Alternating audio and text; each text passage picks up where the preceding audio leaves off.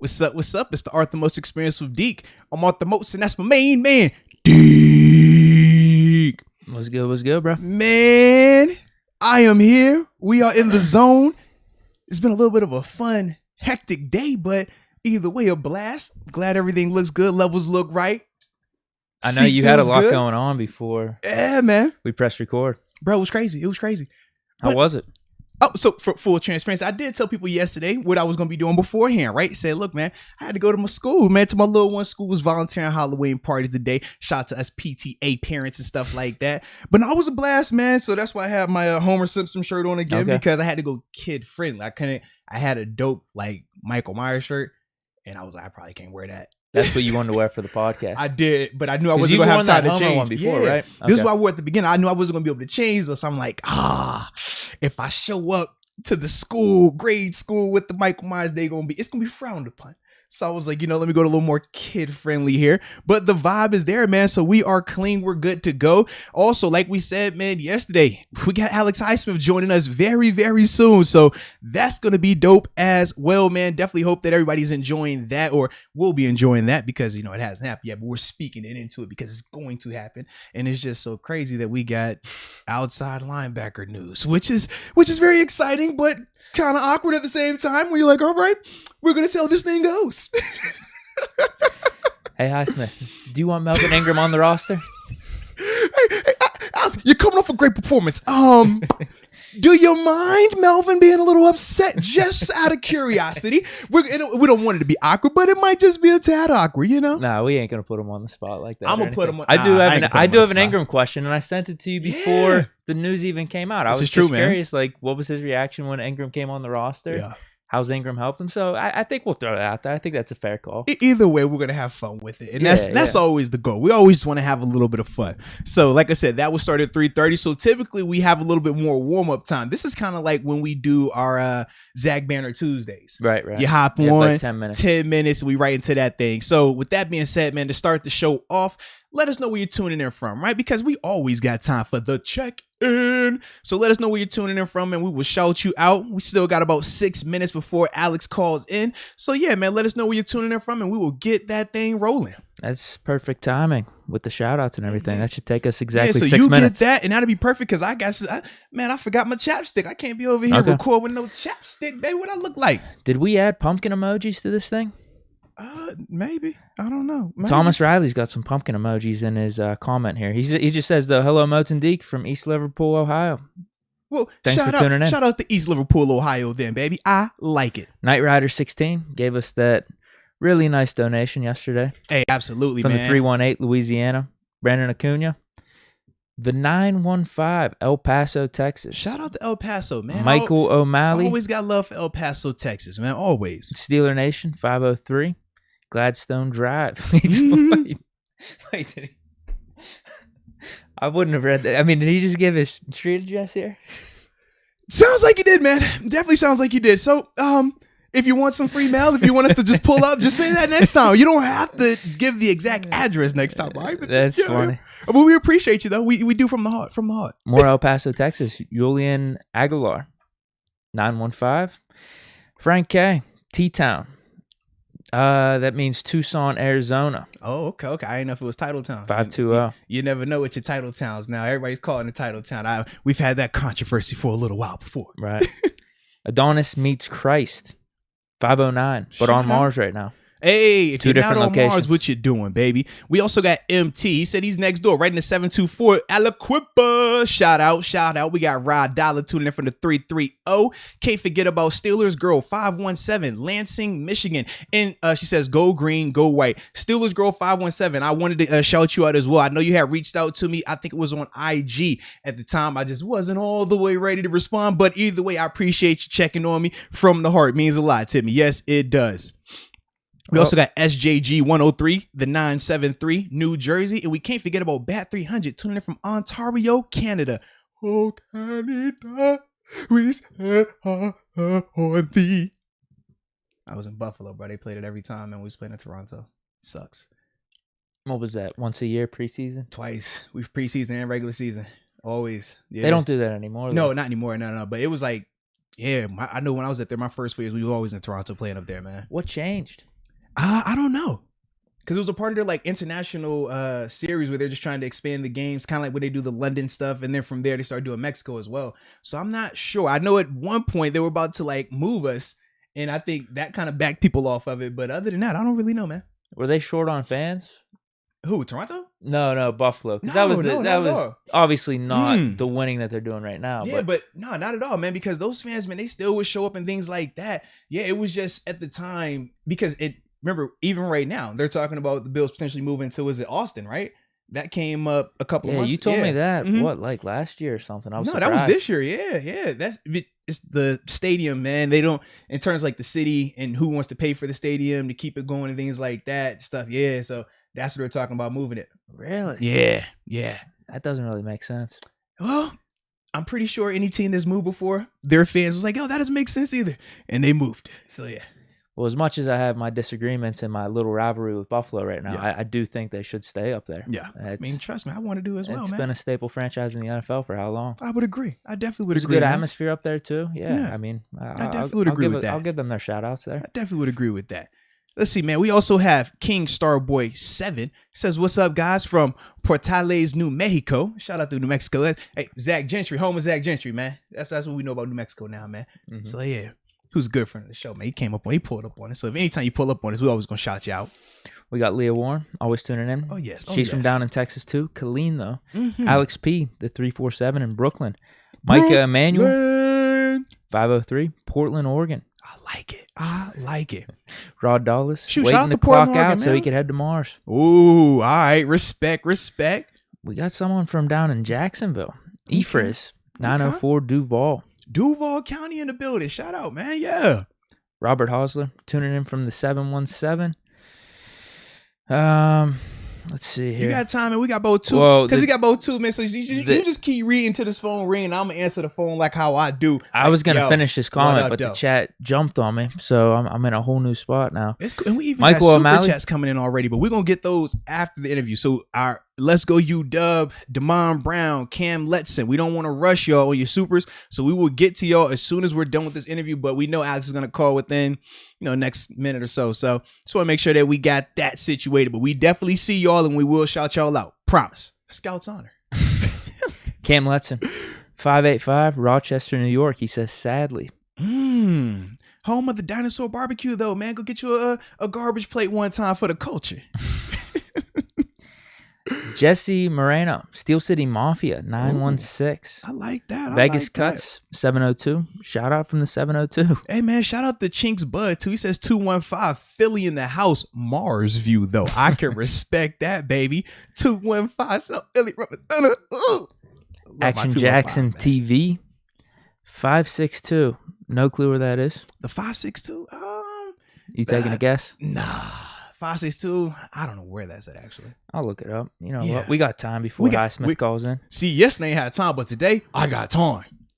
Jeez. Long Beach, South Carolina, or not South Carolina, Southern California. Phone is ringing, so you talk, I'm going to answer. All right. Yo, what's up, baby?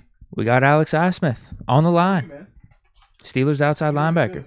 Hope you guys enjoy the interview. Give me a second, I'm going to get you locked in. Give us 10 seconds. We'll be ready. Appreciate you. Hold on.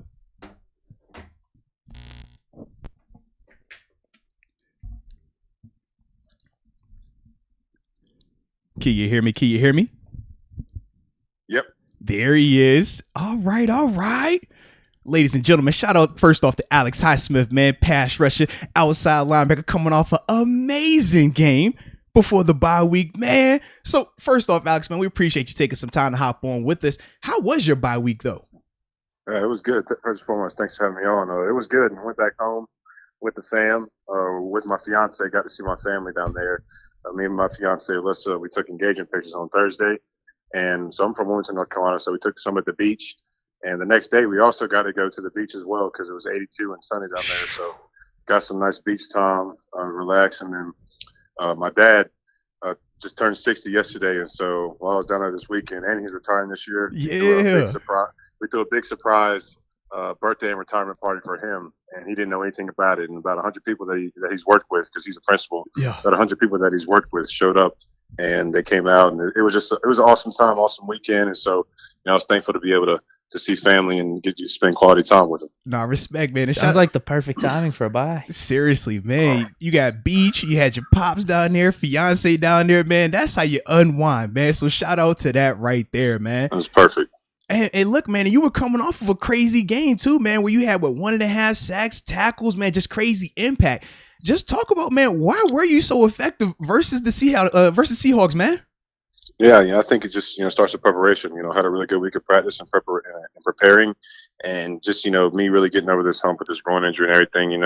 Was kind of annoying to me at the beginning of the season. So now to know that I'm finally healthy, fully recovered for that, I'm excited to, show what I did, during camp, and just continue to come out and just ball every game. And so that's just what I'm just going to try to build on that. Starting this week against the Browns, just continue to play fast, play hard, and just really, continue to study my opponent, because that's where it starts, studying your opponent and knowing what they do. And so we know this week we got to stop the run. Mm-hmm. We know we stop the run, we'll be able to get them in pass situations. And so that's really the goal for this week. But, definitely know that I can definitely play better. It was one of my better games this year, but I know I can always play better. And so that's what I'm going to strive to do. See, man, I just like that right there, right? Because you never know. Sometimes you talk to a young guy, you're like, man, you ball out, and you get up here like, hey, man, I'm good. I've arrived. I'm the man now. But to hear just how humble you are and how hungry and just eager you are to get back out there and even improve on that, man, it's just great to hear, man. It truly is. But I feel like too, like no matter how many sacks I have, whether it's a 0-sack game, a 2-sack game, 3-sack game, I can always play better. And so that's kind of the mindset that I have. That's something I know that a mindset that TJ has and other great pass rushers have. So that's the mindset that I want to have as well. Nah, respect that, man. And talk about, what does a game like that do for your confidence, right? Because we've seen you. I know I had a chance to see you in training camp where you were just cooking every single person they put in front of you. We know what you did during the preseason where you continued that success. But to be able to put it together in a regular season game in prime time versus a legit tackle. Dwayne Brown's a good player in this league, man. Has been around for a while. What does that do for you confidence-wise, though? Well, it's definitely a confidence booster, just especially coming off the injury and everything. And so I'm someone who's really hard on myself, so I know that I hadn't been performing like I wanted to really since week one against the Bills. And so just that was just my mindset going into the game. I know the type of player that I can be, and I know what type of impact that I can have. And so I wasn't going to let, a few games, of not producing like I wanted to really hinder my confidence. But this was definitely a confidence booster. And I know, once I got that first one, those first two, I know they're going to keep coming. Hey. So I'm excited for the next opportunity. Absolutely, man. I'm not trying to put you on the spot, get you in a got you moment or anything, because I was genuinely going to ask this before the Melvin Ingram rumors came out. And this doesn't actually really have to do with Melvin Ingram. More or less just, what was your reaction? How did you handle yourself whenever the Steelers brought him in the offseason? It's more just they're bringing in another guy at your position to help out. How did you handle that? How did you take that news? Oh, I loved it. As soon as I heard the news, I know it was going to be an awesome pickup for us. Melvin is a Pro Bowl guy, a veteran guy, and so I'm thankful to have him in this locker room. He's taught me so much, and I'm just able to learn from him. It's pretty cool. We're also from the same area code in North Carolina as well, so we can relate to a lot of things, both from the 910. Shout out to the 910. And so the 910. I hear you. 910 is where it's at. I'm thankful to have another veteran Pro Bowl, All-Pro caliber guy to be able to come in, to help me, to increase my knowledge and to be able to just continue to improve in my game. And so he's helped me a lot since I've been here. So I'm just thankful to have him on this team. Are there ways in particular he's helped? Not only, I guess, you, but also we saw it in the Bills game. Whenever you guys were clicking, you, Ingram, and TJ Watt, that three-man rotation was something else. Absolutely. Yeah, it was. I think it's awesome, that all three of us can come in, and whenever we're in, all three of us can produce. We can get after the quarterback, and that's something that I've liked that we've done the past few games, is have all three of us on the field. And I think that's starting to cause havoc, for other teams. And so I'm just excited just to continue to see how that looks. So now, when you're reviewing yourself, right, at this point, you're past the bye week now, what have you seen on tape that you like about your game, and what are some of the things that you feel personally you need to improve upon? Yeah, honestly, I think a step that I've taken from my rookie years in my run game, I feel like I'm a lot more stronger and violent at the point of attack, and so that's something that I pride myself on, is getting off blocks quick. And so that's one thing I hate to see myself on film, is if I'm stuck on a guy, whether it's getting blocked or just, our coach says, it's not a sin to get blocked. It's a sin to stay blocked. 100%. Yep. So you're going to get blocked, but you got to get off of these as soon as it happens. So that's really just the kind of the snatch pull mindset that I have when it comes, taking on run blocks and stuff like that. And I feel like I've improved in that area. I get off as well, but I can improve in all areas. I can still improve in that.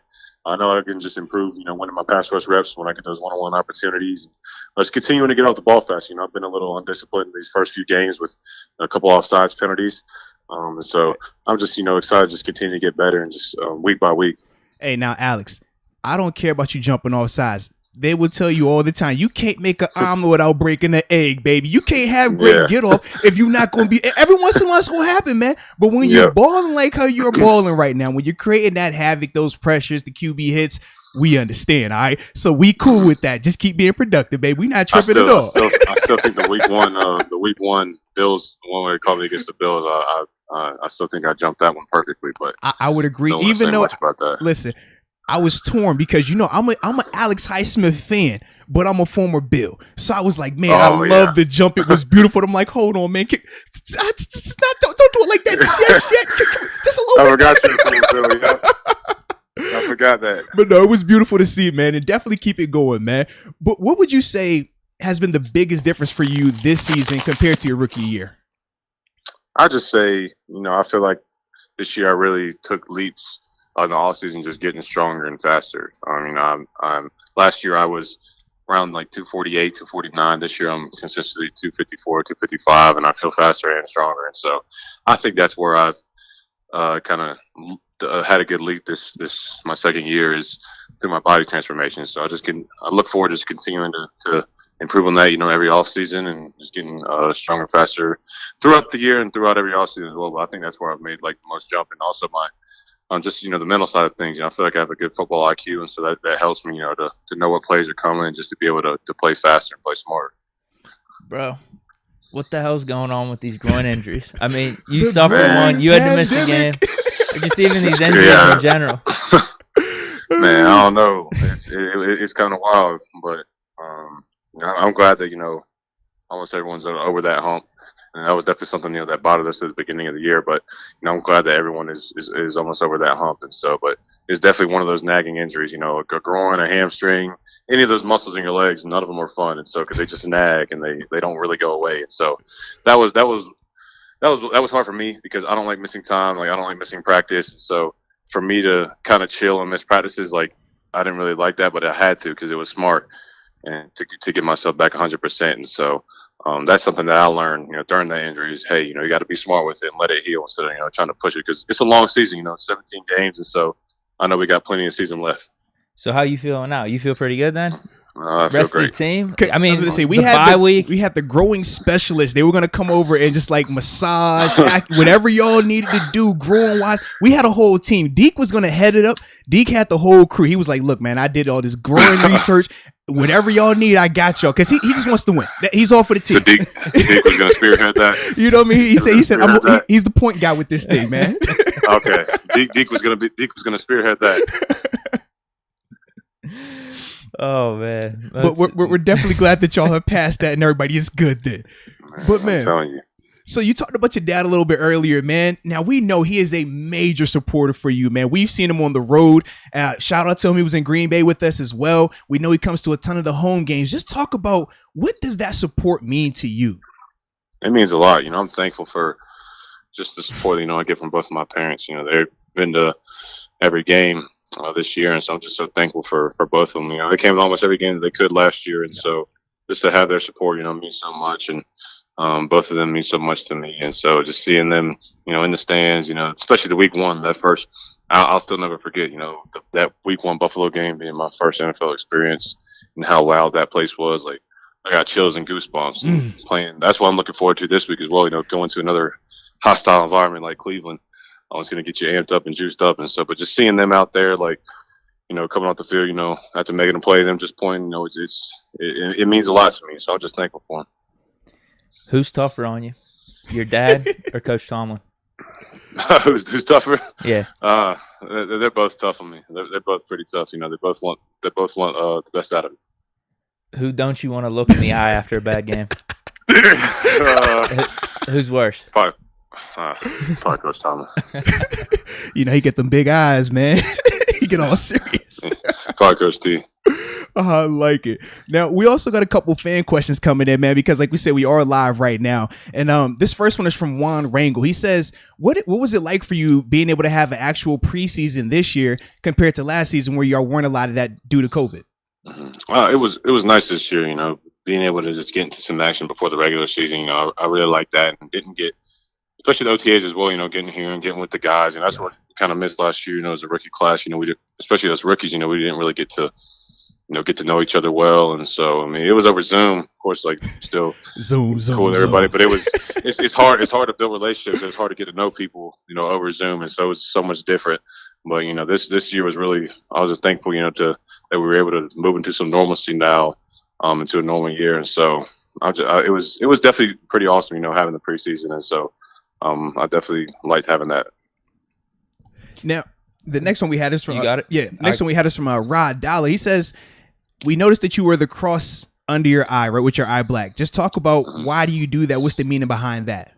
Yeah, so, you know, for people who know me, you know, or don't know me, I want them to know, you know, my faith is first and foremost in my life. You know, I know that I've been blessed with this opportunity to play the game of football. I know that God is blessing with it. And so I know that I'm supposed to use this platform to honor and glorify him with all that I do. And so I like to do that, you know, because, you know, for that example right there, you know, if people ask me, hey, why do you do that? Why do you draw the crosses underneath your eyes? You know, that can be an opportunity, an example to be able to show them, you know, why I do what I do. And so it's just awesome, you know, to be able to represent Christ in all that I do. And so I just want to continue to do that and just continue to further his kingdom while I have this platform. Hey, man, I love that, man. And definitely keep that going, man, because it's an inspiration. We know that, man. And you're saving lives, too, indirectly as well. So, man, definitely keep that going. Now, this one's from Mike Matizich. Says, who was your inspiration in football and life? How have they shaped you to be the player that you are today? Like favorite player or just someone that motivated me, inspired me? You can do both. Okay, I'd say my favorite players growing up. I was a Panthers fan growing up. Grew up in North Carolina, so probably Joyce Peppers and Steve Smith. You know, Joyce Peppers because he's a pass rusher. You named two Smith, dogs, too. Yeah, two dogs. Yeah. So Steve Smith is just a dog. The way he played the game with such passion and intensity, like those are easily two of my favorite players growing up. And you know, really just my dad as well. You know, he really got me into football and was always one of the coaches when I played. He didn't play, but he was always one of my coaches in Pop Warner and stuff. And so he really motivated me and inspired me just to continue to keep going and just continue to be a great football player. I like it. Now we had a few more, man. This one is from Roy Tousley. He says, what has been your favorite moment since joining the Black and Gold? Favorite moment? There's been a lot, you know. I think the moment I got drafted was awesome. I will never ever forget that. That was definitely, you know, up there. You know, seeing, you know, as soon as I got drafted, you know, seeing a bunch of people say, "Hey, welcome to Steel Nation." Like, I didn't expect it. Like, it was crazy. It was like so many people like commenting on my posts and just messaging me. Like, I just really felt the love from Steel Nation, you know, right away. And I think last year, you know, there were some really big wins that we had. I remember that the Ravens game last year. It was one of my better games when I had the pick, and also just that game coming down to the wire at the fourth quarter. That game was crazy. So that was definitely one of my favorite moments as well. You know, coming down to that game when we played at the Ravens, because it's a hostile environment and it was a division rival game, and so that was definitely a fun one as well. I like that right there. Now, we're going to have one more for you because I know you got your preparation and we ain't going to get away with that, all right? You taking time to hop up on here. We respect that, all right? But this last one, man, this last one is from Snyder16. He says, what has been your favorite play that you've made in your career so far? Now, you putting together a little highlight reel. Like you said, you done picked off Lamar. You went for 1.5 sacks on Sunday Night Football. I mean, you're kicking booty now, all right? So you got you a little list showing up here. So think real carefully about that favorite play that you done had. I think just it was the first one that you said, the pick off Lamar, because I haven't had a pick before that pick. I hadn't had a pick since like Pop Warner, I think. And no, I never ever would have thought that my first interception would come before my first sack my rookie year. And I still remember like when it happened, like you know, it was a play that they ran the first half, so I adjusted to it. But you could see it in my eyes, like it's kind of like I was in shock. Like it was a crazy moment. But I look forward to getting more. But because there was a couple that I could have had in college and it just flat out dropped, and so a few of my best friends, you know, always like clown my hands and pickle my hands because I didn't catch nothing in college. But after I got that one, it kind of shut them up. So I'd say that was one of my favorite plays that I've made. So you're not, was that catch a fluke? Then is what you're telling me, or your hands have improved since college? Nah, they've improved. Okay. So I get another one thrown to me. I'm gonna get another one this year. All right. How much of your jumping ability you think you used on that play? Because I saw you had a little bit of the hops. At the same time, he kind of threw it right to you. Yeah, I feel like I not really got up too much, but I feel like I got a little off the ground on that one. I haven't had the best vertical. I've never had the best vertical, but I definitely had to go up and get that one. It wasn't one where he did throw it to me, but I still had to go up and get it. So Yeah, that's what I mean. I remember you could go either way with it. It was like it's right to you, but at the same time, I saw you jump a little bit, so I didn't know if it was that much of a gimme. I felt like it kind of came in slow motion. Like it was crazy. Hey, look, But we're it was just a cool glad. moment. We're glad that you caught it, man, because it was a huge play, and obviously we know what that did in terms of helping y'all guys get that dub. So, man, we definitely like that. But Alex, man, as a whole, man, we always appreciate you taking some time to hop on with us. Take care of those growings, you and your crew. Make sure that all y'all on the same page and keep balling out, baby. All right. Yes, sir. You know, appreciate you, Arthur, Deke, both of y'all. Appreciate you guys. I appreciate Hey, it, bro. no doubt, man. All love, baby. All right. All right. Young Alex Highsmith. Right there, man. Taking a little bit of time to hop on with us, you know, middle of his preparation. They did just get out of practice like about 20 minutes ago. So shout out to him dope for that, man. Absolutely. And punctual. Oh, yeah. He's always a punctual guy. That's what we like him. He's always punctual. Yeah, right on the But spot. no, man, that was clean right there. And it was some good questions from y'all as well. Shout out to the Those fan were questions, those were man. really good questions. I like when y'all ask good questions like that. It makes our guests feel welcome. You know, because this is community, like we always say, man. So we're definitely glad about that right there.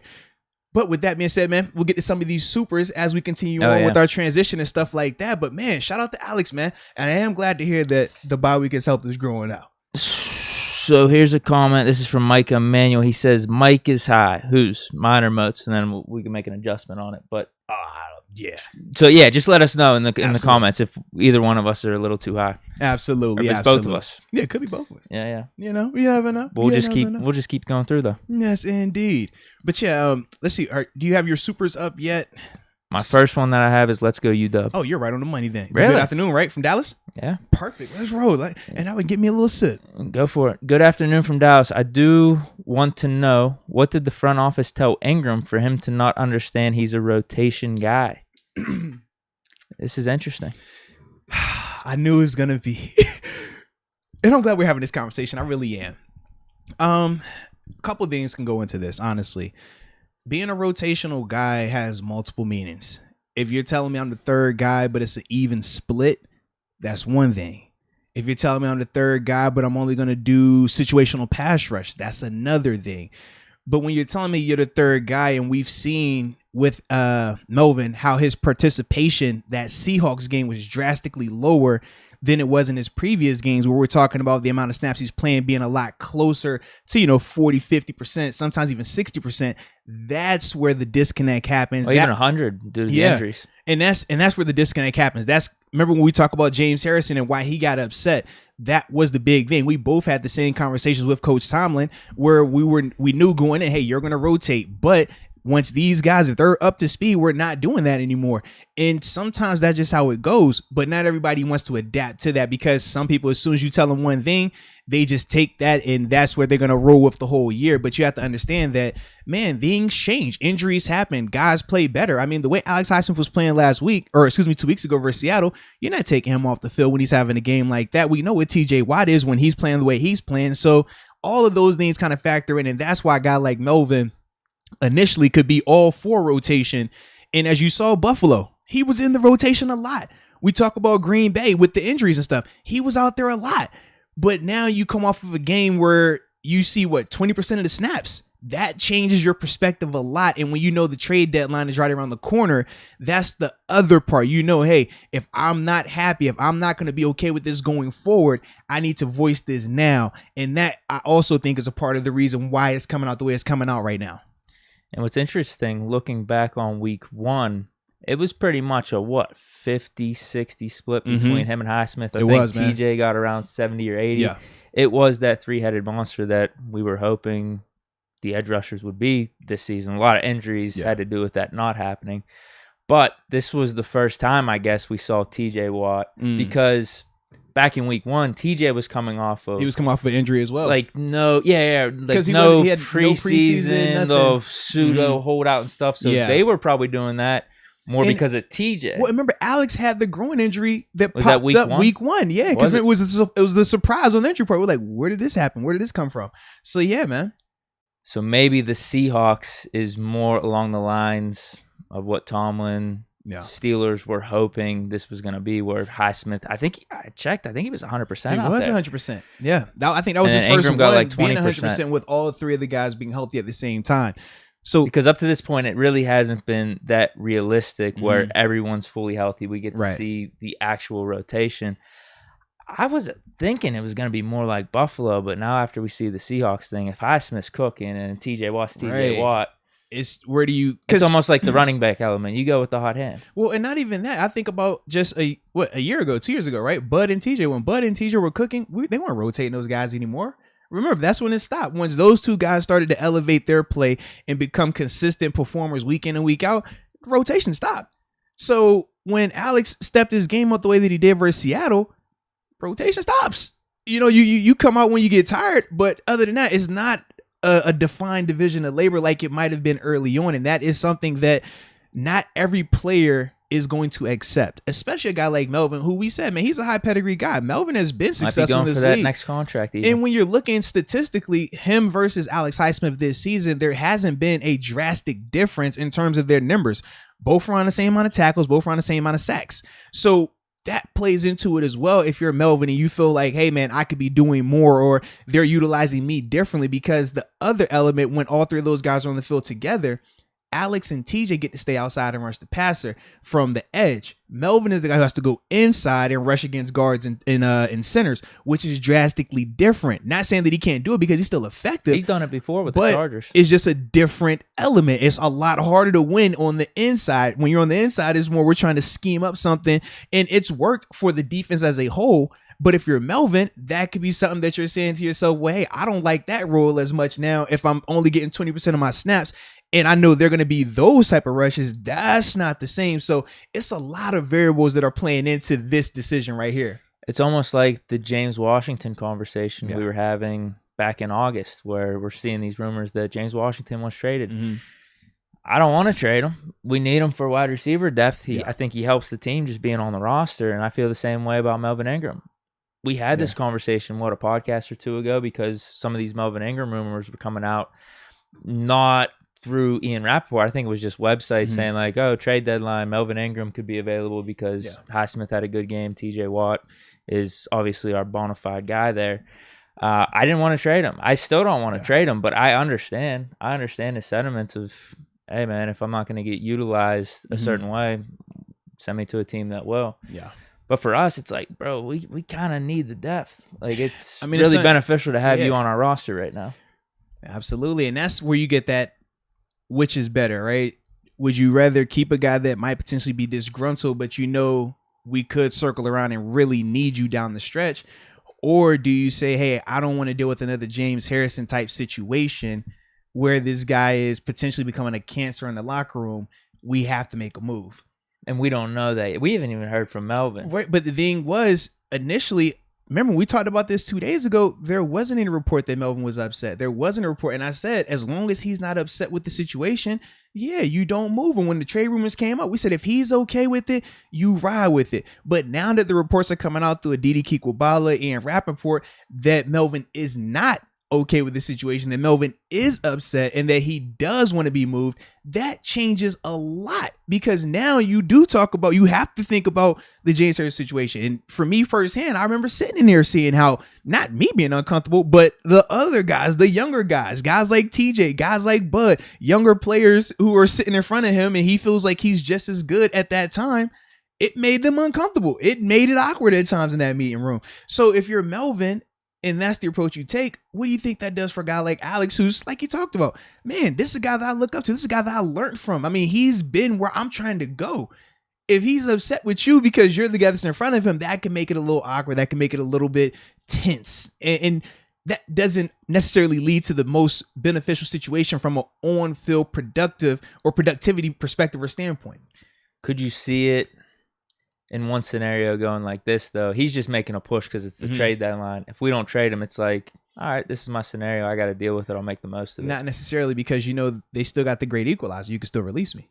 So if you wouldn't trade me because you necessarily didn't find what you wanted in a trade bait, okay, cool. Well, I'm just going to act crazy, because that's what James Harrison did. Yeah. They tried to trade Debo. They didn't get the piece they didn't get what they thought was going to be good enough back for him. And he said, I do not care. I don't care that your team isn't getting something that you think is back for me when I'm not playing.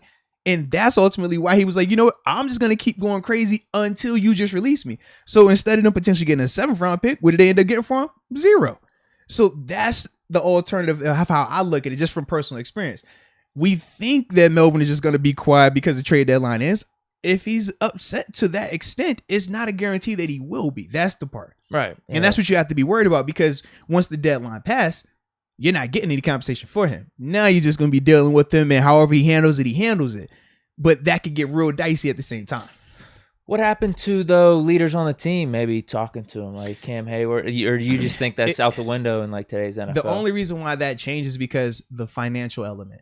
And Melvin's not homegrown. If Melvin is a homegrown draft pick guy here, has been around, young players develop, you hear from the older guys and you respect it. It comes off differently. But Melvin's going to look at Cam and say, hey, Cam, I respect what you're saying, but you understand what this money is talking about. You understand what my situation is. And you also know at this stage in my career, I don't have multiple years to just sit around as a backup. If I'm trying to still get paid, which we said could be the case, right? You go out there and have another 10-sack year. He's 31. He can go out there and get another check. That's the part where, as a player and as a veteran player, you understand that, because that's the financial component of being a professional athlete. So even though I might be sitting here and I'm saying, Debo, hey man, bro, we got the team, man. We got to win, bro. This is messing this up. And he looks at me and said, hey, bro, I'm trying to get my money. I can't get paid more if I'm sitting on this bench. I'm trying to play. I can't play if I'm sitting on this bench. That's when you got to sit back and say, I understand. Because the team is going to do what's best for them. And we can't fault the team for that. So how are we going to turn around and fault the player for doing what's best for the player?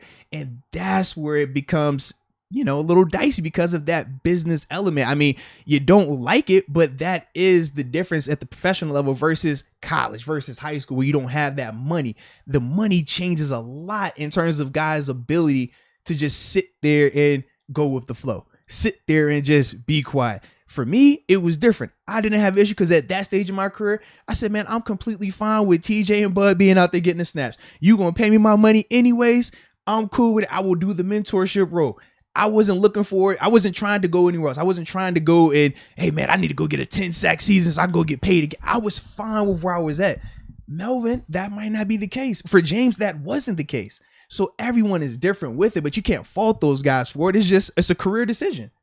Yeah. Do you want to talk moves, potential moves, trades? The Chiefs are being brought up. Well, the thing is, the Chiefs. I don't like that. But that, remember, though. the Chiefs, the Packers, and I think it was the Titans. But the issue is the Steelers. Steelers. The Cardinals. The Steelers, they don't want to trade him to an AFC team, which is fine. I understand that. But you also understand this. If you don't trade him and he does go the route where you end up releasing him, now you don't get to dictate where he goes. Right. So that's the other part where for Melvin does have leverage in this, because he knows the clock is ticking. But at the same time, he doesn't have leverage because he's under contract. Yeah, because if he's not showing up, what's he getting fined? Oh, I mean, they could fine him $30K a day if they wanted to. Right. Or they could hit him for every meeting, contradiction. I mean, it's a lot that they could do if they wanted to go that route. But he could show up and be a nuisance. Right, because you remember Debo, that's all Debo did. Debo didn't miss work. Debo didn't show up late for work. Debo still was the first guy in. But all he was going to do was act a complete fool in every meeting. He was going to act disgruntled at every practice. He was going to hit you with my back hurts, so I can't go up there to practice. And you can't find him. So it's ways to work around if you want to go that route. But you also have to remember, Debo's temperament, I don't know Melvin. I've never been around him personally, so I don't know what his temperament is. With Debo, I know how Debo rock. If Debo was upset and he wants to prove a point, Debo is one of the most stubborn guys. I love Debo. That's my guy. But he's one of the most stubborn guys you're going to be around. So once he made up his mind, It was like, bro, I'm not about to talk to this dude because I already know what he's on. I'm just going to sit here and be like, Debo, man, I get it, bro. Just don't make it too uncomfortable for the young guys. So there's two ways, either the James Washington way up to this point or the James Harrison. Yeah. Melvin has talked highly about the Steeler organization and everything, so who knows? Who knows? Well, and the thing is this. He hasn't went full off the reserve just yet. He just simply we haven't even heard from him. If they're getting it, you heard from I get it. That's all I'm saying. And what we talked about, right? It's multiple ways to get your message out. You think James Washington had to go up there to Coach T and say, I want to get traded? No. Agent, you be the bad guy for me. Get this out there. Hey, agent, get this to this reporter so that way it gets out there. It's multiple ways. But trust me, that doesn't get out unless that player feels that way. Personal experience. That's how it goes. That's just how it goes. So for that to come out, trust me, that's coming from him. Unless he comes out and says, no, I ain't say that. That's not the case. That's coming from him. He could after the trade deadline. Because isn't there a case where it's just like, yeah, I'm not happy with my situation here. Let's see if we can make something happen. But if it doesn't happen, I'm just going to be chill about it.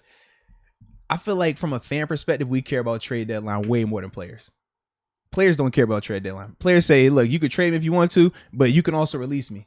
And releasing me gives me way more freedom. Trading helps teams. Releasing helps players. So you think that's the difference. You think if it's legit, he doesn't come out next week and say, nah, these rumors are fake, that we'll still be hearing about Melvin Ingram unhappy, looking for put release? It like this. If these rumors are fake, he has a social media account, does he not?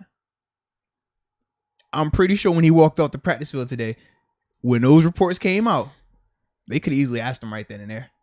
If he truly wanted to get the message out that he did not say that, or that he wanted to be here, or that he wasn't requesting that, it is not hard in 2021 for you to get your message out, Deke. We know this. Let me see if he said anything on Twitter real quick. I saw nothing on Google. What's your prediction? Nothing.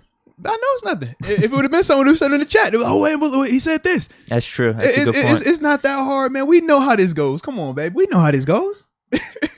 It's hard being misunderstood. Yeah. Most recent tweet. And what was that from? October 12th, though. Oh, yeah. So, yeah. Chiefs made the offer. What are you willing to do here? For me, like I said, does it have to be an NFC team for you? That's what I would prefer. But if they gave us McCole Hardman, I wouldn't mind that. I get that, but if I'm an opposing team, I'm not giving up anything because I know he doesn't want to be there. You're not in control anymore, Steelers. I mean, let's be real about it, right? Once a guy lets you know that he doesn't want to be there, now it's either take it or leave it. I don't have to give you up anything crazy. I give you a 7th round pick. You're either going to take that or you're going to cut him in a couple of weeks if he continues this path. Not saying that he would, but say he did go the route of, I want to get more disgruntled. I want to cause a stir. If he wanted to do that, the Steelers lose their leverage the longer that thing goes because he becomes more of a distraction. And you still don't have his productivity as that third rusher, correct? Because once he's disgruntled, he's disgruntled. So that's the part where if you're the Steelers, if you feel his temperament can take you there, like I said, I don't know him enough to know if he would go there. With James, I can speak on it because I was with him for 4 years. I know what he was like. The team knew what he was like. And once he did it, we all visually saw this man is fully committed to this. And that's why they ended up releasing him at the end, because it was like, yo, it's nothing we can do right now. There's not going to change anything. The trade didn't happen. It doesn't matter. He wants out. We don't know if Melvin's going to go that route.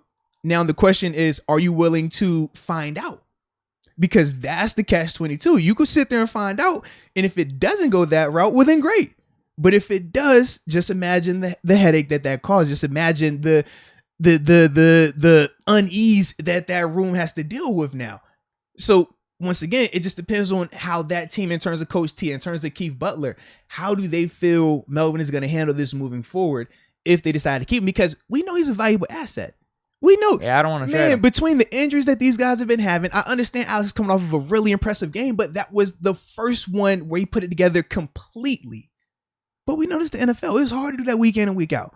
That's the difference between your TJ Watts and everyone else, right? So with that, if I'm the team, I don't want to give up Melvin. I want him to be here because I know how valuable he is. That's what we said it when the rumors came out the first time about the team even listening to trade rumors. But once again, that could also be why he's upset, because I know if I'm a player and I'm your third guy, right? And you like me, right? You tell me you love me. But now I'm hearing these reports that maybe he's not as upset about the time. Because think about this. It was more so, what did the report say? Teams are calling and the Steelers are listening, right? That's different. Well, if teams call for TJ Watt right now, you think they'll sit here and be like, oh, yeah, let's entertain this? Not a chance. You think of a team call right now and say, we're looking at Najee Harris. Not a chance. But, hey, are you Melvin, giving us Derrick Henry? Oh, you said Melvin? Oh, what you think about offering for Melvin? Now, if I'm Melvin, how you think I feel? Deke, if I'm over here like, hey, look, man, you my guy. If y'all trying to be a second chair, though, I listen. Who trying to be a second chair right now? You think you can come here and talk on the mic? How would you feel? You're not going to feel appreciated, right? You could become disgruntled. You could potentially say what? Man, you know what, man? I ain't happy here no more. And now we got an issue, right? So might take a column of these sneaker shoes out of here or something. He's going to take it. Might just take them down with me. Deke said, you know what? Give me these shoes, too. End of the show. Just take out the whole thing. Hey, it's all good. But you can see, like, that's the part, and that's the part where I think people lose that segment, because that came out first. It wasn't that Melvin. It hasn't been brought up though at all throughout the day. I mean, it is a good point. Right. But that's how it started, because that's why we talked about it 2 days ago, because the report said that what? Teams are calling about Melvin and the Steelers are listening. The Steelers are trying to see what they can get in return if they were to move him. If I'm a player, I don't want to hear that you trying to move me. I want to hear that, hey, the same way Coach T shot down that USC, I want you to shoot down me getting traded. I want to know that, hey, man, you got my back. You're not worried about me going out there. I'm a valuable asset. But right now, on the heels of that coming out, now you can see how a guy like Melvin could be a little upset. He could feel a little underappreciated. You talk about him playing 20% of the snaps. Then you throw trade rumors on him? Yeah. And you give him a week to think about it because it's the bye week too. Like, that's a lot to deal with, man. Yeah. We'll see how it plays out. We got a few days. We'll see how much playing time he gets in this Cleveland. Yeah. Well, and he didn't practice. Well, he was limited in practice yesterday with the groin, because he was definitely on the list with the groin. So let's see. Where was he at today in terms of participation? I can check. You think it's up? Right. 4 o'clock. He was limited again. Yeah, limited today. Everybody else was a full participant. Ebron was limited with the hamstring. Banner, McFarland, and Chase Claypool were all full participant. Ben was a full participant, but 2 days in a row now, limited with a groin. Damon Brown says, "What the hell are we going to do about depth?" That's kind of our point, and we why got we your don't boy want to. Yeah. I don't know who's after him. We got rid of Jameer Jones. Taco. It ain't Taco Tuesday. We got Taco. He's on the practice squad though, right? Yeah, man. They moved them dudes up, no problem. He says, what do you think we can get for him? We kind of talked about this a little bit. Did Ingram really think he was going to push Highsmith out of the starting spot? 706 Augusta, Georgia in the building. Yeah, Damon, honestly, as a player, you always think you can get the starting spot. It don't matter who's if you just get a chance. Yeah. Which is what we were kind of giving him I'm when we signed him. not going to lie to you. That's always the mind. I know when I came here and it was Jason Wells and Jarvis Jones. Now, Jarvis, it was his second season.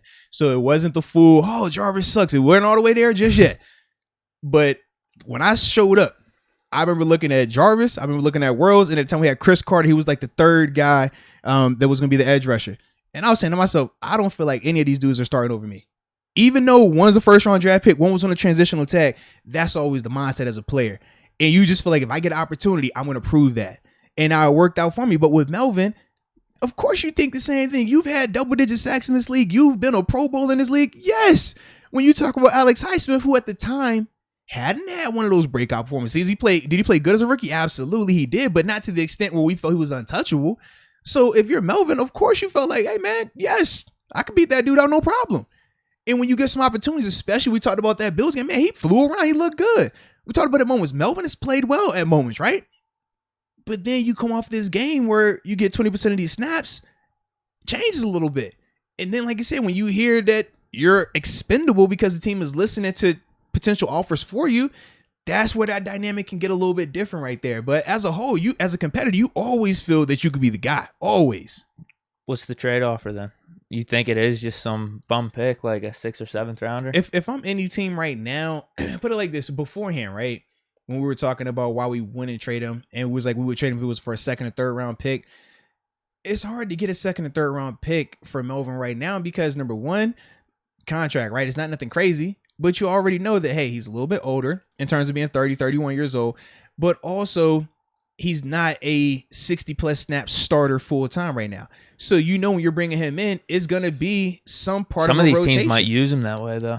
Very They true. need him. Very true. That is a different part, right? If you feel like he's that guy, he could play 60+ snaps, you might be willing to give up a little bit more for him. But in terms of second and third round picks for Melvin, when you're getting him probably mid-season, no. If I'm a GM, that doesn't make sense to me. He's had a season ago where he was dealing with injuries. This year he still is playing well, but he's not a full-time starter out there. Even if I think he can emerge to that, he's still gonna have to learn the defense. He's gonna have a lot. And then when I'm seeing on the injury report now that he's dealing with a groin injury as well, limits him in practice. Now, could it be because of the trade stuff?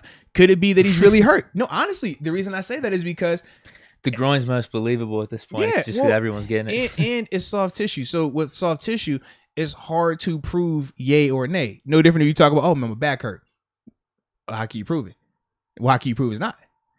You can't say it's like a bone thing because if it's bone, well, I just x-ray you. I'm good. I got the x-ray, it's going to show me.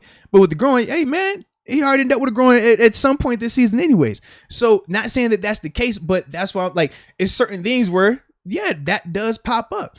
But if you're another organization, if you're a GM, you're looking at that and you're saying, well, I don't know if I want to just give up a ton of, draft capital for that, knowing that it's a 1-year rental, knowing that I'm not even getting him for the full 17 games.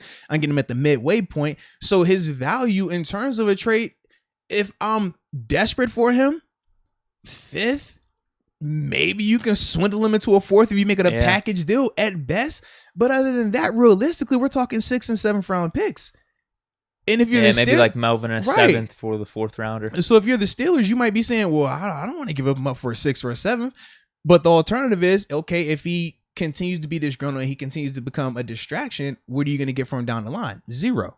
So once again, that goes back to the team. Like, how do you feel he's going to be? And Coach Tomlin has a great understanding of players in terms of where their temperament is, and he understands how to communicate with those guys.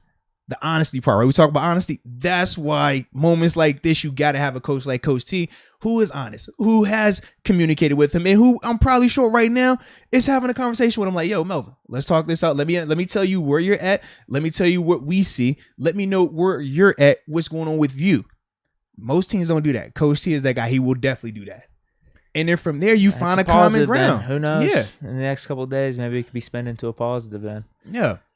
Especially with this game coming up. Because I don't think we're just going to sit. I don't think he's going to sit. Who knows, though? Well, if he's not available because of the groin, that's then what it doesn't matter. Could he just say, yeah, I ain't ready to go for this game? I don't know him like that. I do know players who would do that, though. Right. Or who have done that, actually. And they're just like, hey, nope, it hurts. Can't do it. And you're like, bro, I know you're fine. Nope, can't do it. It hurts. And there's nothing that team could do about that. So, like I said, I don't know him. Yeah, and that's why I don't put that on. And that's why I'm very clear when I'm speaking. You're just laying out all because the I'm just letting you know the scenario. But we basically laid out everything too. Right. There's a bunch of ways this thing could be going. Yeah, I mean, it's I'd be pissed about the draft picks, and we talked about this earlier as well, because that doesn't do us any good this season. Mm-hmm. Whereas Melvin Ingram just being on the roster for depth helps us. And not just depth, he's still a part of the rotation. Those 20% of the snaps that he played, that's still 20% that Melvin is out there and not Tuska, right? Because if we're talking the difference of those caliber players, there is a difference. And I'm wondering, too, was it just Highsmith having the hot hand? That does that play into 20 it, man. go up to 40, 45% on just a normal game day if Highsmith isn't performing like that? But if we want him to keep performing like that. Of course you wanted to perform like that, yeah. But Ingram, I'm not going to say he doesn't, but in terms of his playing time, that could affect it. Yeah. I'm sure he just doesn't want something that is affected on Highsmith being hot or cold in a game. It's just 40% every game, 50% every game. But it's such a small sample size because we haven't had all these guys healthy up to this point, up until Seattle, I guess. Yeah. Outside of Buffalo. If you want to say week 1, but I think the 3-headed rotation, you could spin it in a way that was happening because of TJ's limited preseason and offseason time with us. Absolutely. And you're right, too. Highsmith coming in with the groin injury. You could spin it that way. And then Highsmith was out of game. TJ was out of game. Ingram was getting time. So, it's been a weird scenario for the edge rushers up to this point. See how Cleveland goes, man. I guess this isn't the news you want to be hearing. We got the Tomlin USC rumors. Now we got this. Right. But you see the difference, though. How Coach T shut down the USC rumors. We don't have to deal with that anymore. Whereas this, if Melvin doesn't come out and shut it down, Yeah, we'll deal with this. Well, yeah, not even gonna that. Change. If we see him play 20% in Cleveland, we'll probably be talking about this again on Monday. Or imagine if it was less. Right. You be sitting here or like, if he's not playing. Right. Now we're like, okay. But then if it's like, if he's not playing, you're just like, yeah, this is what's going to happen probably anyway. Mm-hmm. But if he does play, maybe the snaps increase a little bit, gets up to that 40 range. Yeah. Then you're like, okay, maybe they squash it a little bit. Yeah. Trade deadline goes by, and then it's a non-story. But you're right. Maybe we do need to hear from Melvin. We need to hear from someone at some point, maybe. I would agree, man. Well, how much do we need it if everything is good? Then you're good. I guess you don't need it. Right. Need it. But the one thing that they can't lie about is participation in these games. Right, exactly. And that's the thing. They can't. I mean, you can give us any other fluff to make us feel one way or the other, but that's the one thing that you can't change. You can't deny the fact that you're not using them right now. Because he doesn't technically have to talk to the media, does he? I mean, technically, how does that work? No, technically, y'all got to talk to me. It's in our contracts. How does it work, though? Did the media pick out certain players that they want to hear from? Steelers say yes or no? Actually, excuse me, no. Let me correct that. Because obviously media would want to be hearing from Melvin Ingram right now. Game day is different because right now they still have the COVID protocol, so they say certain players are available to talk to the media during the week, and they'll pick and choose each day. Steelers say that to the media. Yeah, each day they'll pick and choose who. And on game day is different because of the open locker room, so guys can essentially, you talk to whoever, it's the media scrum. But during the week, that part is different right now because of the COVID stuff. So how would they do it in the locker room on game day? Someone would just go up to Melvin. You just walk up to him, yeah. Hey, do you want to get anything out there? And that's kind of not even do you want to get anything out there? It's like, Melvin, are you ready, Melvin? Yep, I'm ready. Time to talk. Or he can just say, all right, I'm gonna jet out the locker room before people come in there. That's the alternative. So you not even say anything to him either. Okay. They just, as long as you dip out, because you got about 10 minutes before before the locker room becomes open to media. So if he wanted to, he can go in there, change real quick, and just bounce. Guys do that. You could definitely do that, and then you don't have to deal with the media. But silence does what? It just makes you more of a target. It makes people want to talk about it more because now it's, well, why didn't you want to speak? Why were you in such a hurry to get away? If it's not an issue, why wouldn't you just come up here and say that? You can't run from it. I mean, that was what we talked about with Al in this situation, right? We talked about the national anthem. Leaving the locker room instead of actually sitting there to talk to the media afterwards, it just created an even bigger storm because now we can't hear directly from you. Now we have to go to your peers, and that's how speculation gets started. That's how rumors get started, So for Melvin, if he does decide that, hey, I'm just going to keep avoiding the media, that just puts more pressure on who? Alex, right? We're nice. Not everybody's like us. We know that. The first question everybody else will be having, man, how you feel about this Melvin Ingram news? Man, what you going to do now? Man, is he upset with you? Are you upset with him? We're not doing that because that's not our style. But that's what happens going forward when a guy decides not to address it, decides not to talk about it. From personal experience, it sucks when you got to answer for somebody else. You're like, bro, be a man, talk. If you upset, say you upset. If you happy, say you happy, but say something. And that's the other part of this thing. Yeah, we'll see. Yeah. James Washington at least said something at some point. It was maybe a week after some of that stuff. He's like, I'm with the Steelers. Yeah. I don't think it was an extremely positive, but it was like, I'm here. I'm going to do my best, and we'll make the most of it. Do we have that all covered? I feel like we do, man, but I'm sure it's going to come up some more in the chat, I got man. Some more. I was going to say, I got some more super chats here. Yeah. Cam Letson. Sup, boys from Rochester, New York. Love the show. He says, rest in peace, Melvin Ingram. He thinks it's a foregone conclusion. I mean, I can understand, man. Mike Matizic. Ingram's, these are all Ingram. Ingram should channel his upset anger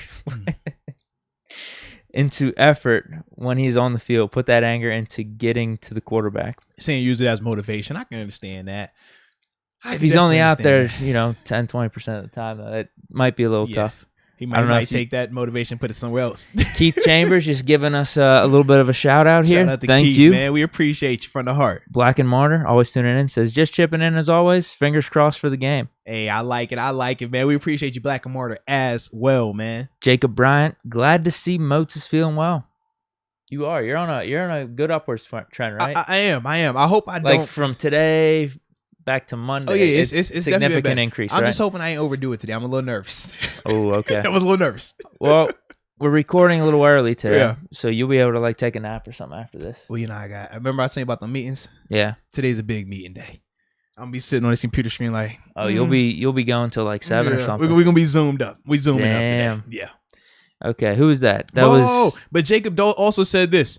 Don't forget to like the vid and to subscribe, because we are sitting at about 102 likes. So definitely, man, get that like button rolling, because we know that y'all liking the content. We try to make sure that we provide y'all with some of the best content that you can find, especially for the Steelers, baby. Interviews like we had with the homie Alex Highsmith. Come on now, ladies and gentlemen. So ding, ding, ding, ding, ding. Hit the like. If you're not subscribed, hit the subscribe button and then hit that little notification thing, so that way y'all know when we on this thing. Xavier Cunningham is really in the chat. All bold. Chiefs can't offer us anything if it's not for a first rounder. Keep him. So he wants a first rounder.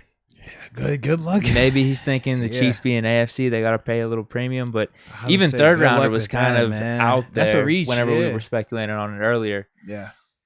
And third rounder would be like, okay, I guess we could do this because this is a higher draft pick. You get some good players at that. You get good players at any point in the draft. 6th rounder, correct. right? You yeah, hey, man. Shout out to the 6th round crew, man. Y'all know we out here, man.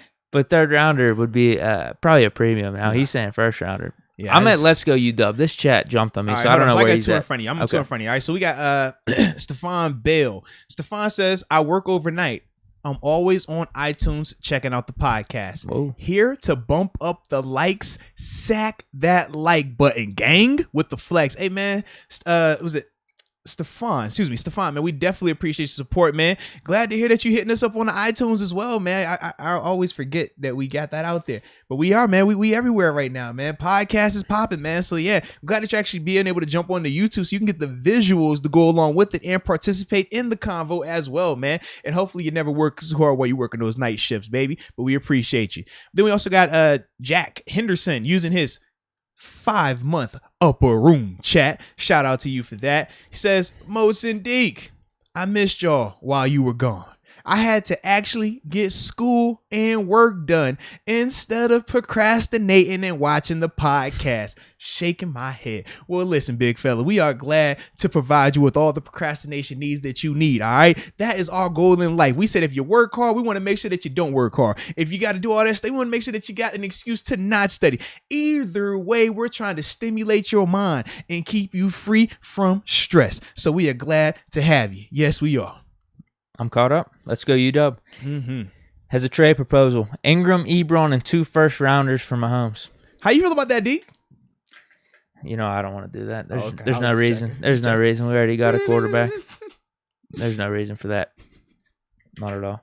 But, I mean, even if I'm the Chiefs, I mean, the Chiefs aren't doing that. I would say Ebron. Ebron and Ingram. Ingram and 2 first. Well, I'm good. They got Kelsey. Wait, what? I'm good. Yeah, I don't think the Chiefs are doing that. And me personally, I don't really want to do that deal either. Hannibal 090. What part does a coach like Tomlin, who doesn't have GM power, that I know of anyway, play in this? Say that again now? He says, what part does a coach like Tomlin... Yeah, I read it too slow. What part does a coach like Tomlin, who doesn't have any GM power, that I know of anyway, play in this?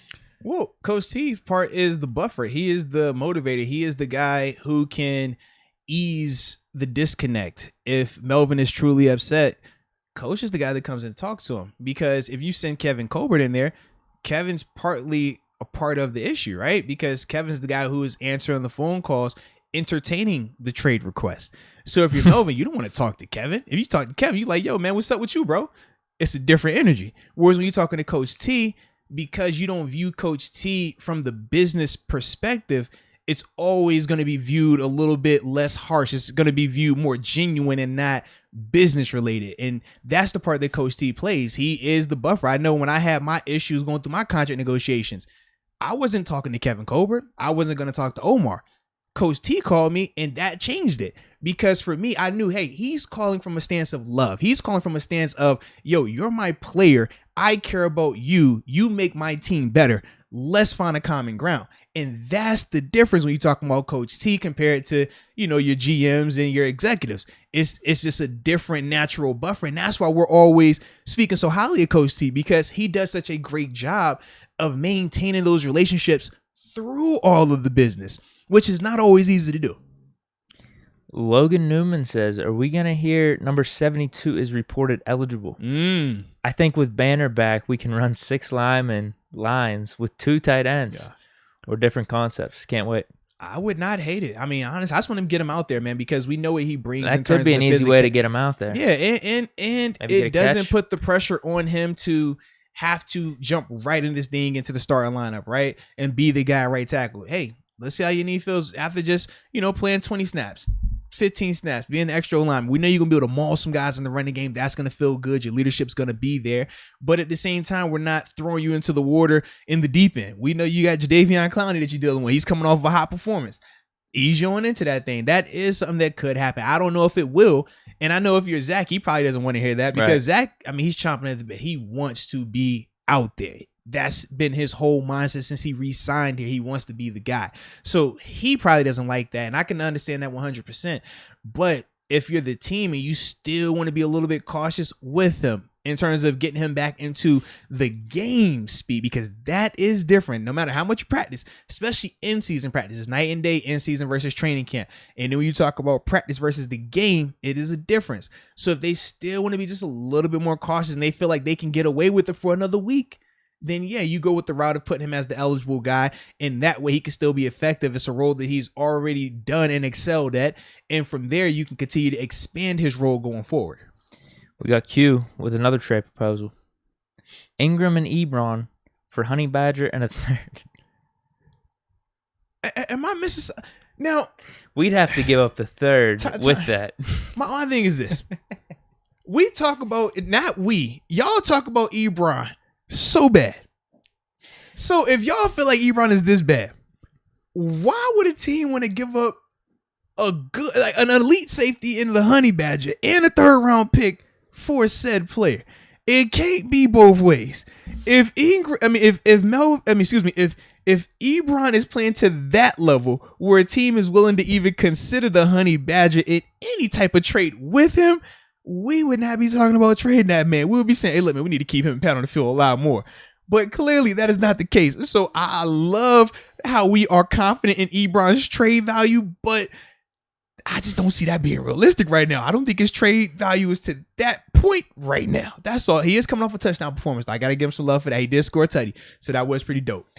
Xavier Cunningham says in all caps, stop the Ebron slander. I've been wondering about this. Yeah. Because you know how I'm a Big Ben supporter. I'll be like, oh, F the haters, like all the fake fans and stuff. He's proving the doubters wrong. And people will do that for certain players, like Juju fans and stuff like that. I don't do that for Ebron, though. Yeah, I was waiting to hear one of the big-time Ebron supporters. I guess Xavier Cunningham is one of them. Why don't you ever stand up for Ebron? I think you're supposed to be the bias. Remember, I'm supposed to be the fake fan, and that's why I just call it like I see it. I don't like the total line. I just, hey, if I see it, I see it, because y'all gonna say I'm a fake fan anyways. But you are supposed to be the most diehard, cut your skin, black and gold comes out your body. Like when you go to the grave, it's gonna be black and gold soil with a 7 on your tombstone. I got it. I'm not to that point just yet, but I know you are. So why don't you stand up for Ebron, huh? When you gonna start pounding the table when people talk about Ebron, calling him eat booty? When you gonna stand up and say, nah, that's my tight end? When he catches the ball, and he has been. So okay, that's all. I got a beard for Ebron right now. Okay, put some respect. Right. I'm a supporter. I just don't see me being one of those guys standing up and saying like, I told you, I knew he was bouncing back. I just don't see it. I can respect it. But I guess Xavier Cunningham, he's the guy that has been on Ebron's side this whole time. Yeah. Even at the lowest points. This is true. So shout out to Xavier Cunningham, man, for showing him some support. Do got a couple of things, man. A couple of announcements real quick. Now, yesterday, we were talking on the show. We were talking about the merchandise, right? Yeah. We said the Yeti cups, the coffee mugs, shirts, hoodies, all the new stuff, the phone covers and everything, right? Like we talked about. And we was like, man, we was having a little fun with it. And y'all asked. I said, well, Moats, y'all always giving promo codes for DraftKings. You got promo codes for Manscaped. You got promo codes for Internet. We use the promo code on everything. And y'all were asking, where's the promo code for the merchandise? Well, ladies and gentlemen, we got a promo code for you, okay? It lasts until Monday. Okay. You get 20% off site-wide, all right? Right on. You go to you see Teesprings is right there, all right? You see the link. You see what the stuff is. The more stuff you buy, the more savings. Absolutely. 20% off on all of it. All you need to do is type in Moats and the number 1, all right? So I'll put this in the chat for you as well, so that way y'all know the promo code. Simply Moats1, and that way you'll get 20% off of all your purchases on the Teesprings website while you're purchasing your Art the Most Experience with Deke podcast merchandise, okay? Because we're people, we're men of the people. That's what we are. So y'all asked yesterday, so y'all shall receive, all right? Everyone that's seen it, at least in my circle, my friends and stuff, they were like, "Oh, this stuff's sick." I had to send some links out to my friends, and they're pretty pumped about it. Shout out, man. Shout out. Absolutely. You already showed the phone case. We got some sick stuff up there. Well, you keep talking. I'm typing this into the chat. Well, yeah, I got a couple chats here I want to go through because we got some more trade proposals. We got Bat 300, Ingram a 4th, Edmonds for Honey Badger. That's a little more realistic. I still don't think they say yes. Do they? No. Steelers not giving up Edmonds. I don't know. They're not doing that right now. Would you do that though? What? Edmonds for Honey Badger? Edmonds a 4th and Ingram. I personally wouldn't. That's too much for Honey Badger, you think? I just don't think that the drop off is as significant. And I'm asking myself, that's nice to hear then. Because this is my thing, right? We're not going to play the Honey Badger the same way we play Edmonds. We're going to play the Honey Badger like we're trying to play Minka. So somebody going to get, a little bit of inconvenience right there. To me, Edmonds brings to a table something different in terms of his skill set. That's why for me, I'm not willing to just give him up. And he's going to be cheap. We talked about what his number is right now. Right. And then we already said we think we could be able to negotiate to get him just based on his productivity. I'm not trying to give up that for Honey Badger. Honey Badger going to cost, And that's I don't know what his contract is right now. It could be interesting to look up just because the Chiefs are in this trade talk. He's one of the guys I want, obviously Tyreek Hill, but that's really not realistic for Melvin Ingram. That's why McCole Hardman kind of made sense. Talented, is underperformed for the Chiefs, was supposed to take that next step, hasn't, but he's a speedster, could help us. So hold on, let me look at the contract details real quick. And Kyle, when we're talking about the Honey Badger, we're talking about Tyrann Mathieu, the safety for the Kansas City Chiefs. Yep. Oh, so he's got nothing after this. He's unrestricted. Mm-hmm. But right, we would lose then rights to a safety at least, because at least we have that with Edmonds. Honey Badger could then go and sign anywhere else. His deal right now is $14 million base salary. Yeah, so you know what $14 million means? Even if he's on a down year, he's 29 years 10. old. He's still going to win at least 10 next year. Yeah. Whereas with Edmonds, we're talking about 6. We're talking about if he has a great season at some point, 9. You know what I mean? Like, he's probably around that 5 or 6 cheaper. range right now, based off how he's playing. And he's still a good player. He's still going to fit what we're trying to do. Like, that's my thing. People can come up with these false narratives about him, but when you cut the tape on, I know what I see. And that's the difference. I'm not tripping on Edmonds, man. I'm not. This one's a good hypothetical.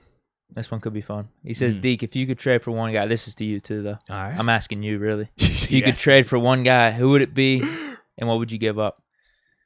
Well, damn it. I just like the question, who, if you could just trade for one guy right now, if this was Madden, trade sliders are put on like 0, who would you pick? Think of like the roster, how it's constructed right now. Yeah, I ain't got to think, man. Shoot. I'm either going to go quarterback or left tackle, one or the other. Oh, damn. Yeah, exactly.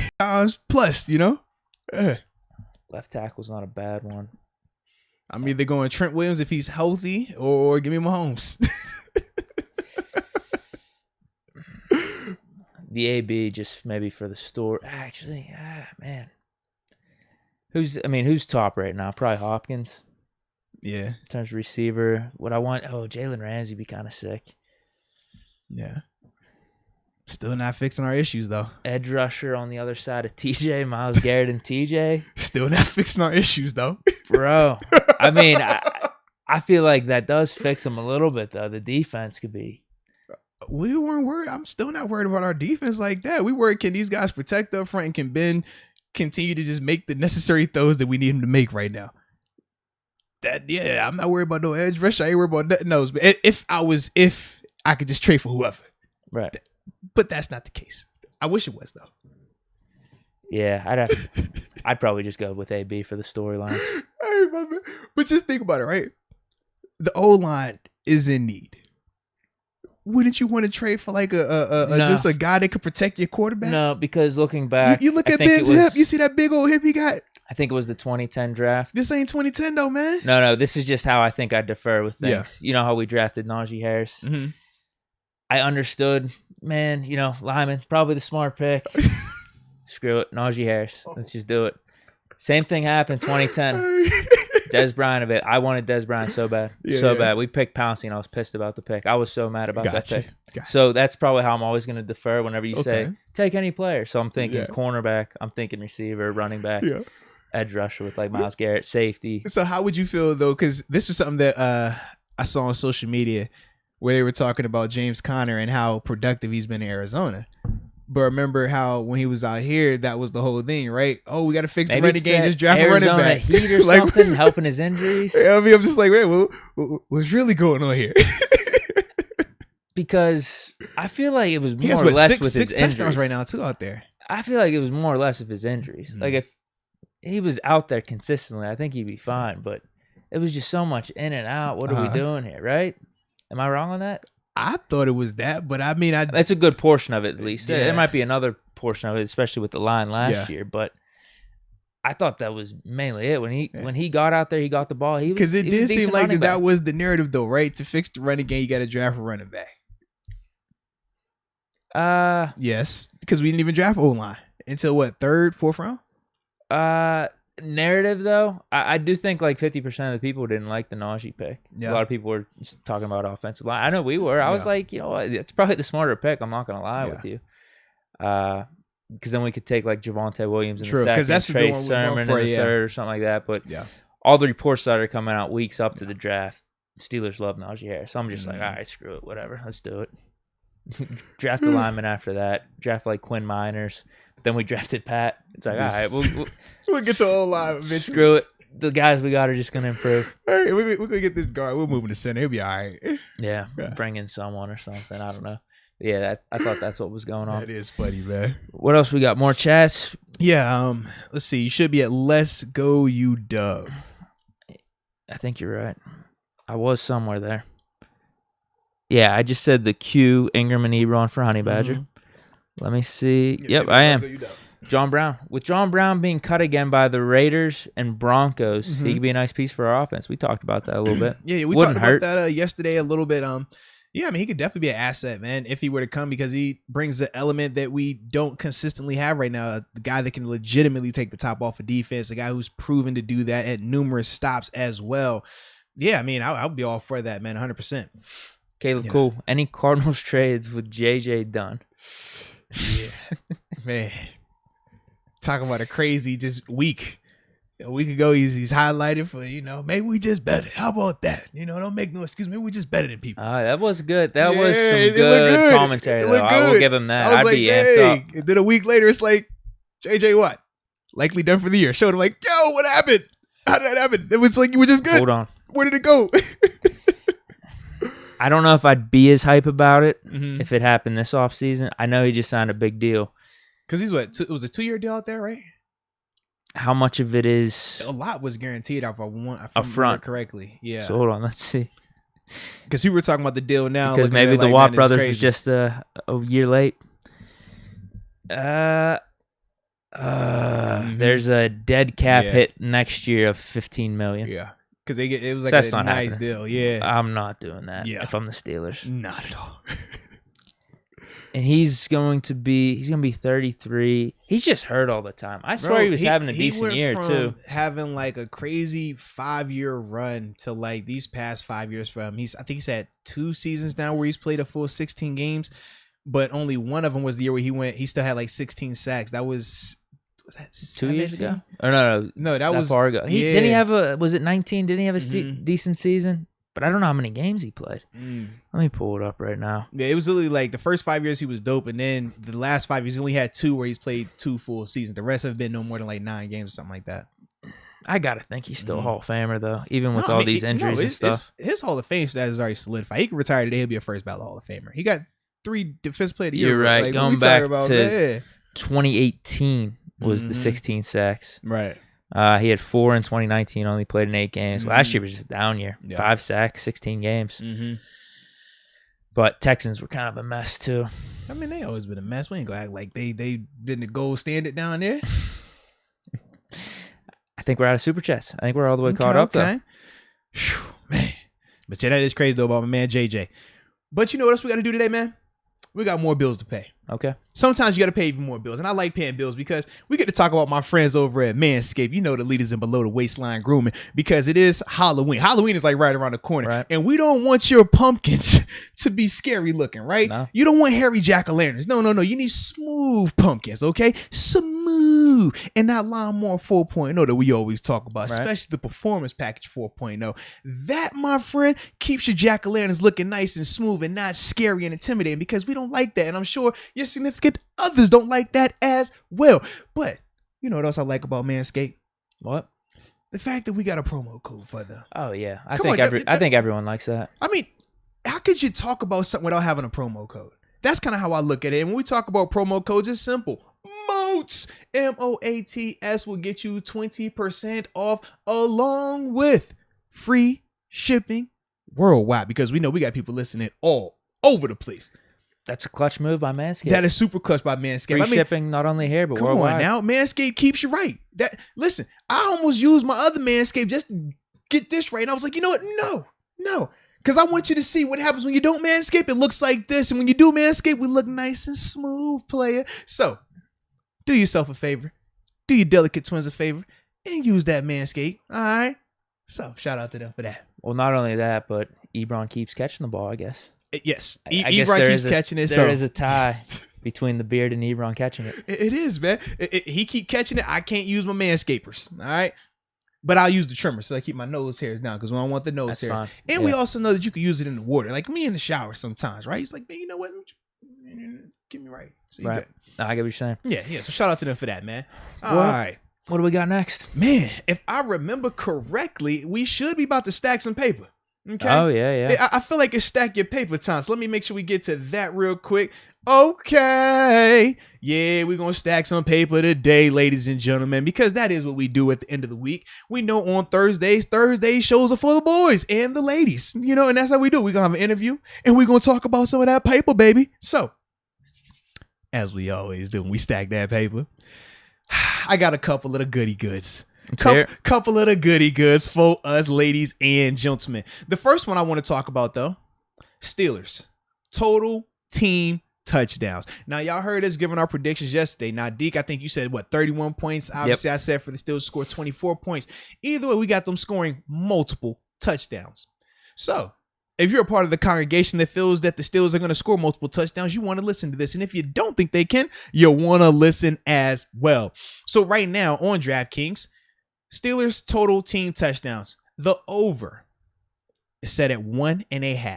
1.5. So you got to score 2 touchdowns. That's where they got the line set for the over and under. Okay. If you think they're going to score 2 touchdowns or more, man, the odds are in your favor situationally, but not all the way. But they are still good. -210. So essentially, you bet 20, you'll win 30. All right. We like that because that's smooth, that's easy, and we know that this team is more than capable of scoring multiple times, as we've seen, even versus stiffer competition on the defensive side. But say you're of the pessimistic group, right? You're not as optimistic about the Steelers offense being able to score 2 times on this Browns defense. Well, you might want to take the under. And the under, once again, we said at 1.5, so they just got to score less than 2 touchdowns, not field goals, not safeties, just touchdowns. So they can still score 40 points if it was like 30 field goals. They can still do that and you can still win. But the odds here are +155. So you bet, and I had to throw that because I had the 5 in there. Sure. I might know a guy. But you bet $20, you'll win $51 for this. Now, like I said, that's if you think that they can't score over 2 touchdowns. If you think they're going to score once and be a whole bunch of field goals, this is what you go with. If you think they're going to score 2 or more touchdowns, you want to take the over, ladies and gentlemen. You want to take the over. So what I'm looking at, Mm-hmm. I'm looking at this Steelers-Browns game too. Mm-hmm. They got us as the dogs, dude. Oh, man, you trying to copy off my sheet. Am I? You are. It's cool. You want it? It's cool. Now you go for it, man. Well, I was trying to look for some player props. They're not up yet. It's unfortunate. So watch out for some player props. Yeah. I think I hit on the Najee Harris one last time we did this, right? It was like over 70. Yeah. Was it 70 on the seat? No, was it the Seahawks game? No, maybe I did that myself. No, because I'm thinking about was it Packers or Broncos? Broncos game. Broncos He went for won. over 100 Yeah, too. Broncos won. I think I may have Because said Broncos was set for like 60 because we kept talking about how it was higher and it kept lowering each week. Yeah. I think I even said it for the Seahawks game. I don't know where I said it. I might have said it on. I said it on my little preview on my YouTube channel. That's what it was. Yeah, the over/under was like at 70. Yeah. I was like, take the over. It barely made it though. I'm not gonna lie. Hey, it don't matter how you make it, just make it. You want to go for this one? Go for it, man. I ain't tripping. You sure? Come on, bro. Mi casa es su casa, my friend. Did I just jump in? Were you feeling this go one? for it, baby. I ain't tripping. I was feeling it, but go for it. We on the same page. As long as the money coming in house, we ain't tripping. Go for that thing, man. They got us as the dogs. I still can't believe that. Plus 3.5. Screw it. I don't even want the points. We're winning outright. You heard my prediction yesterday. 31-13. That covers the money line. You're going to get plus 160 on that. That's just kind of like simple math there. If you feel like the Steelers are going to win, which a lot of people in the chat were feeling that yesterday. I don't think there was one person that said Browns. I don't think so either, actually. So screw the points. Take the added odds at plus 160. Get a little bit more bang for your buck there. I'm probably going to do 20. I'll probably do 30, something like that. And it's going to make me some money. That's what we call a big Deke investment. I don't even want the points in this one. Steelers are winning it outright. I like it. And for those that may not be as bullish and they might feel like they want the points, well, they're giving you plus 3.5, ladies and gentlemen. So that means the Steelers got to lose by what, 4 or more points? Whew. Last time I checked, the odds was minus 110. Now, we both got the Steelers winning money line straight up, but if you are of the congregation that wants to hedge your bet a little bit, right? Just give you a little bit of leeway. You take the Steelers plus 3.5 points, you get minus 110 on those odds. $20 bet gonna make you roughly $38, almost $40 right there. So you got some options with that thing as well. That's why I was like when you was going with that. I said, all right, I'm with you. We here. We are here. For sure. Now, we always got to give the other side, though, right? For the people that might be watching, there might be Browns fans. The people that might be watching, they might be a little skeptical of the Steelers. We know not everybody is diehard. We get that. So you might be thinking, well, I think the Browns going to win this game. I might want to take the Browns money line. Well, I mean, if you want to go for it, you can go for it. You get minus 180 on those odds because, oddly enough, they are favored, which to me, I'm still trying to wrap my head around. I'm like, how are they favored? But I get it. They're favored in this matchup. So, $20 bet on the Browns would win you $31 if you wanted to go that route. Now, you heard what me and Deke said. We rocking with the Steelers heavy this week. But, like I said, if you want to go that route, it's available to you. Do you have another one you want to get to? Because I got one more on my end. I'm cooking some up right now. Okay. Well, let me go ahead and talk then while you cook. That's no, I got it. Okay, well, go ahead, cook it up then. You know how I like these Thursday night games? Oh, no. Dude, this one. Who's the matchup tonight? This one's a borderline slam dunk. This one's a great matchup. Packers-Cardinals. Oh, no Devontae Adams, though. No Allen Lazard. No J.J. Watt. Yeah, no J.J. Watt for the Cardinals. This one, I think this is pretty much a slam dunk. I know Devontae Adams means a lot to the Packers. Lazard, all right, whatever. But there's a reason Aaron Rodgers wanted his buddy Call back in there. He's going to feed him this game. And I was watching on ESPN. This could be an interesting little dynamic. Without Adams, without Lazard, maybe they moved to Jones to a little bit more receiver in this game. They have Dillon in the backfield. Aaron Rodgers tries to feed Jones that way. Either way, the Packers are dogs in this one. I think it's plus 6.5. That's like the main line. Where's the game at? Hold on, let me check. I think it's at AZ. AZ, okay. It is at AZ. Okay. Well, they're the bottom team and how it is, and that's normally how it goes. This one's a slam dunk. I adjusted the odds a little bit. So I told you plus 6.5. This is the same game parlay. This is a great thing that DraftKings does. I adjusted both of these odds, actually. I have Aaron Rodgers, despite no Devontae Adams. Okay. Your future quarterback, I hear you. I'm sorry, I could help it. I'm sorry, I'm childish, cool. man. Hey, I teed you up, I guess, right? Listen, I was with my kids, man. Let me be a kid for a little bit, all right? Let me be a kid. I teed you up for it, though, I guess. So I could see it going two ways. That's usually how games go, right? Yeah. It's a win or a loss. But let's just dig a little deeper on this one. I can see it going two ways. Packers come out, surprise everyone. Aaron Rodgers has a good game. Yeah. They end up winning. The other side of it is Cardinals beating them most of the game, but Packers are trying to have some garbage points, trying to come back. This is a slam dunk. This is like literally a slam dunk because in both of those scenarios, this happens. I have Aaron Rodgers over 229 yards passing. I like that. I told you, I adjusted the odds. The main one is 260, so I bumped it down a little bit. And then the other one is Green Bay Packers plus 10.5. You parlay those things together, you get plus 105, so pretty much even money. Put a 20 on that, you get 20 back. I feel like that's a slam dunk. I low-key like that. Are you going to take it? I like that. Well, because we know Aaron Rodgers, I mean, you said 220, right?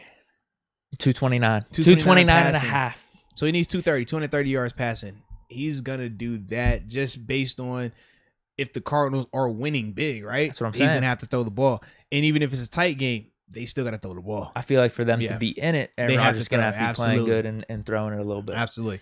And then the 10.5, that's a lot of points in the NFL. It's originally plus 6.5. Ton of points in the NFL, man. But I'm going to bump it up a little bit for this parlay to 10.5. That's why I just feel like this is a gimme. I like that one. Take it to the bank. I definitely like that one right there. All right. I see you cooking. Scrape the pot one time. All right. So, you're finished on yours? I'm good. All right. So, my last one I have over here, man, as we stack our paper. Steelers total team points. So, we talked about the total touchdowns, right? We said it was set at 1.5. This is just total team points. How many points you think the Steelers are going to score this game? Now, based on everyone's prediction yesterday, it sounds like everybody thinks the team's going to score 20 or more points. I had him at 24. Deke has him at 31. Just a ton of that, right? Well, we got odds for you, player. Over 19.5 points. So they got to score 20 or more points. You got them at minus 110 for the odds. So essentially $20 bet will win you $38. That's if you think they're going to score over 20. If you think they're going to score over 20 points, we both feel like this team should be able to score over 20 points on this Browns defense. Now, as I always say, I like to give you both sides. So now if you're a little pessimistic, you think the Steelers are going to win, but you don't think they're going to score over 20 points. Think it's going to be a little bit more of a low scoring affair. Well, if you think they're going to score less than 20, so under 19.5, odds are at minus 120. So now a $20 bet will win you $36. So either way, whatever side of the coin you fall under, this is good bang for your buck right here, baby. You're pretty much doubling what you're trying to get right here, which is what we always trying to do. That's what I don't want to ask for much. We just want to, if I throw 20, let me get 40 back. Just in that range. That's all I want. And that's what you're getting right here. Now, and that's like I said, if you think they're going to score over 20, you take the over 19.5 total team points. If you think they're going to score less than 20, well, shoot, just take the under 19.5 total team points, baby. But either way, you can't go wrong with that right there. And that's how you I stack like that paper. one a lot. That's how you I might stack take that paper right there, man. 100%. So shout out. I think we got some good bets out there. I would agree with that as well. I would concur with said statement. Oh yeah, I like it. All right, we got a couple supers, and then after that we'll get to our last segment. Sure. Let me see if where am I at here? Yeah, I should be caught up because I just saw Caleb Cole with the JJ Watt comment. We already talked about that. Mm-hmm. We got Let's Go UW. Jalen Samuels is visiting the Texans. This could be a great scenario for him. Because I think, was it Mark Ingram just got traded to New Orleans? So yeah, good for him. Who else is down there right now? David Johnson and who else? I don't know if he's even healthy. I don't know. Yeah, I'm not gonna lie. When my boy Tyrod went down, I stopped following him like that. I said I don't care about you bums. Well, man, Tyrod, he should be back this week. Now that he's back, I'm be tuning in because he's back posting on IG, posting pictures with the time. Like, all right, he back. He gonna play this week. Then. He should have his job back too. It's not like Davis Mills. Come on now, took it from him. Absolutely. So yeah, when my boy Tyrod come back, I'll be a lot more aware of what's going on in Houston right now. This is just Steelers prediction from Steeler Nation 412. Steelers win 24-14. Oh, shout out, man! All right. And I think that's it for the chat. I like that right there. Okay. I gotta put this 2-pick parlay away for the time being. No, I like that though, man. Probably put like 10 or $20 on that tonight. That's all. Man, can't go wrong with that, man. Makes the game a little bit more interesting. It does. Betting on some of these Thursday nights, it's actually got me watching them, even with some of these shitty matchups over the past couple weeks. But this one's actually an amazing matchup. And that's so I'll watch it anyway. And that's the beauty too about DraftKings, man. You don't have to. It's no minimum amount of how much you can bet. So you, and that's like, cause seriously, like, cause think about this, right? Me and you, we probably bet differently. You know what I mean? What's like a minimum to me is like, man, I ain't betting now. You tripping? But that's the beauty of this. Like, you can just like, if you want to put 5, you put 5. You want to put 100, you put 105. You want to put 1,000, you can put 1,000 if you want to. It's up to you. It's all in your price range, all in your budget, or the frequency that you do it. But if you go a little too much, you might have to call 1-800-GAMBLER. We talked about that. Yes, you definitely do that. Disclaimer: if you got a problem, just call 1-800-GAMBLER. So yeah. Well, do we want to get this next segment in? Or segment? I don't even know what you want to call. Well, yeah, but Q just popped up. He says, and shout out to Q for showing some support. He says, sorry to disappoint you, Moats. Tyrod not starting for the Texans anymore. Davis Mills, the GOAT. Hey, man, y'all can roll with the Davis Mills train. You want to. I know what my man Tyrod does when he's at the starting quarterback position. He wins games. So until Davis Mills is doing that, I don't want to hear none of that Davis Mills jazz. I'm just throwing it out there, baby. Fantasy Pros, they're a pretty good site. Yeah. Tyrod Taylor expected to start Sunday, absent any setbacks. I ain't worried about no Davis Mills, man. If Davis Mills down that thing, lighting it up to that standpoint, then he had one good game. Was it the Patriots? Yeah, it was Patriots, right? Yeah, I think it was the Patriots. He might have had another thrown in there, but no. Tyrod's my guy. Tyrod's a playoff quarterback. He takes teams to the playoffs. That's what he does, man. That's what he does. He wins. As a starter, you look at his record, man. He gets the job done, man. I ain't tripping. Yeah. All righty. But now it's time for our last segment. This is a little fun. This is a little different for us today, too, man. I guess, yeah. Yeah. So and we want to keep doing this? We're going to introduce it today and we're going to see. Because I think it could be a good idea. I agree. So usually we do our What's Going On segment. That's usually on Wednesdays. But as we know, yesterday was Wednesday. We ain't really get down to that because we had other stuff going on. And it happens like that every once in a while. I get it. But we want to try something different today on What's Going On, right? We're going to go around the league making our picks. Now, we're going to do it with ourselves this week, but potentially next week. Well, I was thinking about the fantasy lineup thing. Oh, so okay. We could do it multiple ways. Yeah.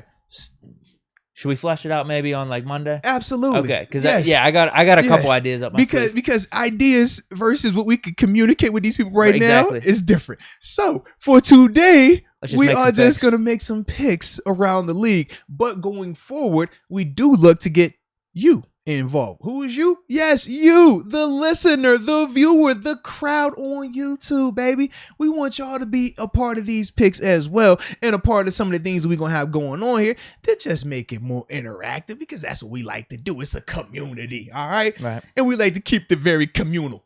I don't even know that's the word. Community, communal. I don't know. It just sounds cool. Just roll with it, all right? I think it works. So, with that being said. And then there's thoughts of we keep the records going, a running tally for the season. Absolutely. And maybe you guys could even throw in a chat consequences or bets for the loser. Like, do I have to get Moats a jersey? Moats have to give me a jersey, whatever, dinner, that type of stuff. Deke has to, partake in my research materials. Just a 24-hour stream.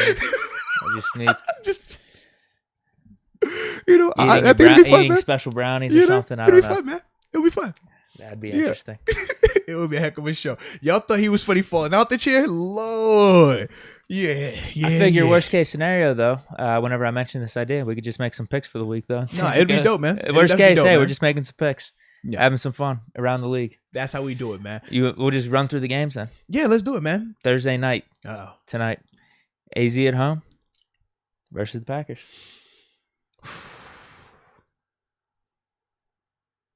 Hard to go against AZ right now, man.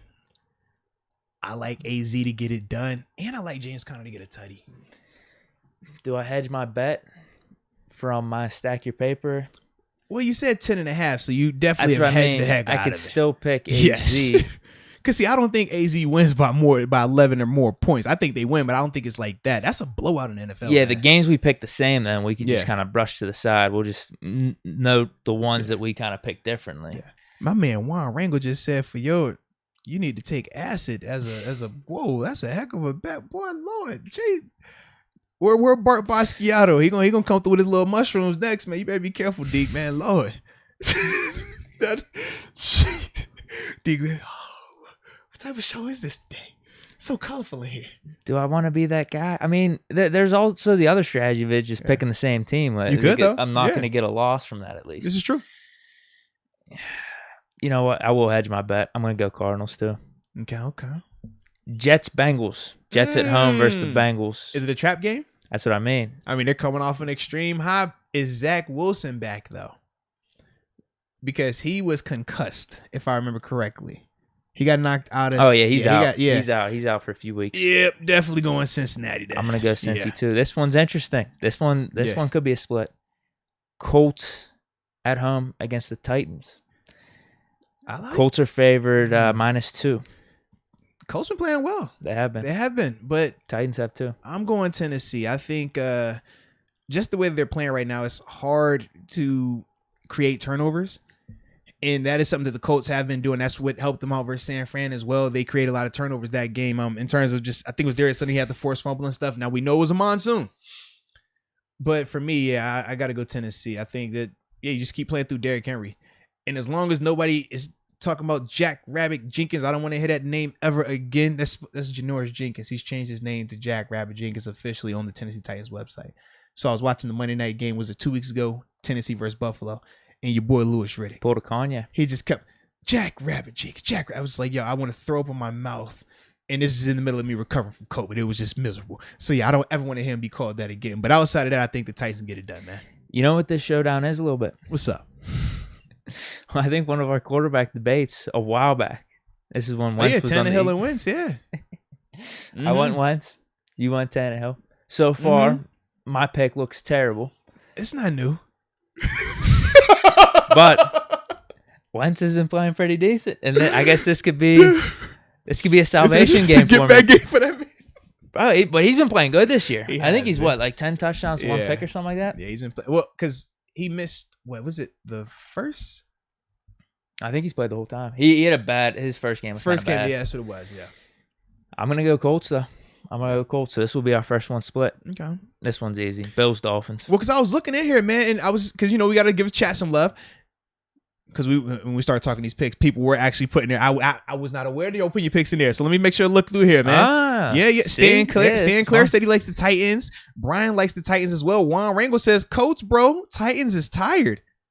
I don't know. That's going to be interesting. Okay. And Juan Rangel did see that Jack Rabbit. I couldn't stand it, bro. I was just like, yo, I can't take it anymore.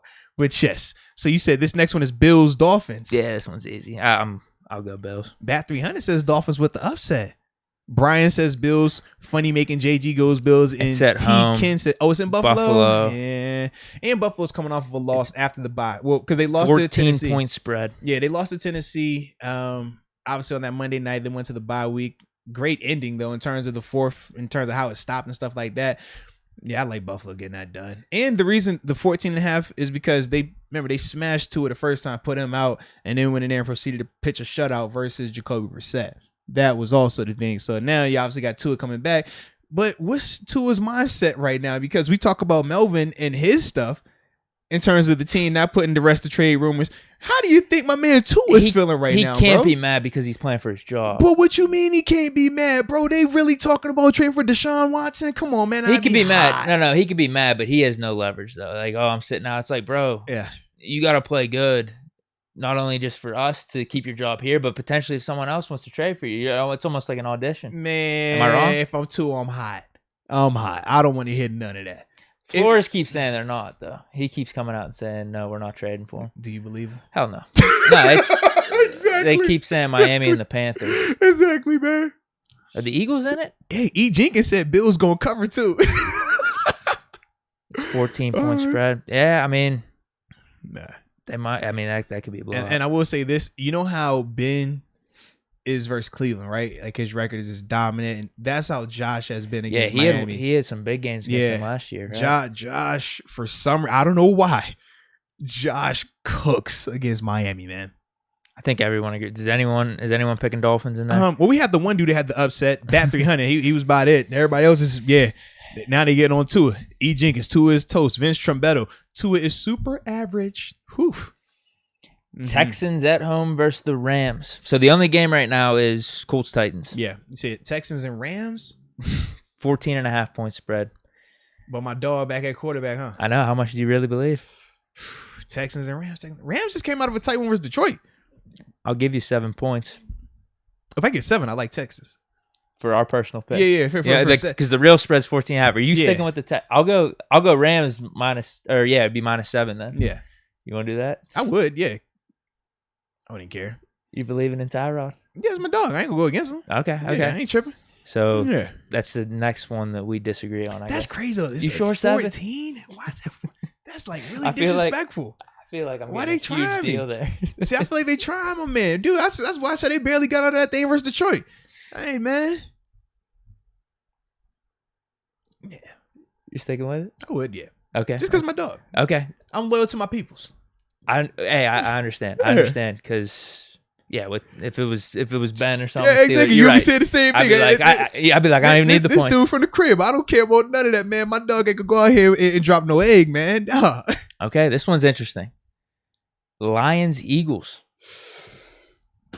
Oh, Lions at Joe home. Flacco is at quarterback. Is Joe Flacco the quarterback this week? He should be. Because I think he's the quarterback this week. No, he's on the Jets. Dang, you're right. He's on the Jets. Yeah. Eagles Oh traded man, him. we dropped that. You're right. You're No, absolutely I think right. it still hurts. I don't think he's hurt.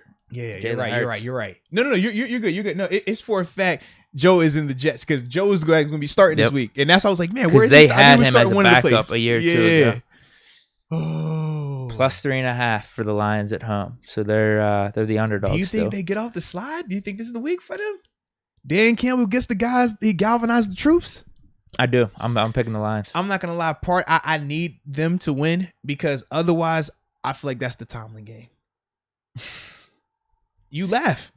They'll beat Cleveland, they'll beat Chicago, and then we'll be sitting here looking at Detroit like, oh, it's Detroit. They suck. Oh, it's Detroit. They ain't won all y'all. Oh, it's Detroit. We don't need that energy right now. We don't. We need a tough win against the Eagles. I need Detroit. Yes, I need Detroit to get this win. So then that way, Coach C coming in and legitimately hype them up, and they can legitimately be like, you know what, they got to win. We got to respect them.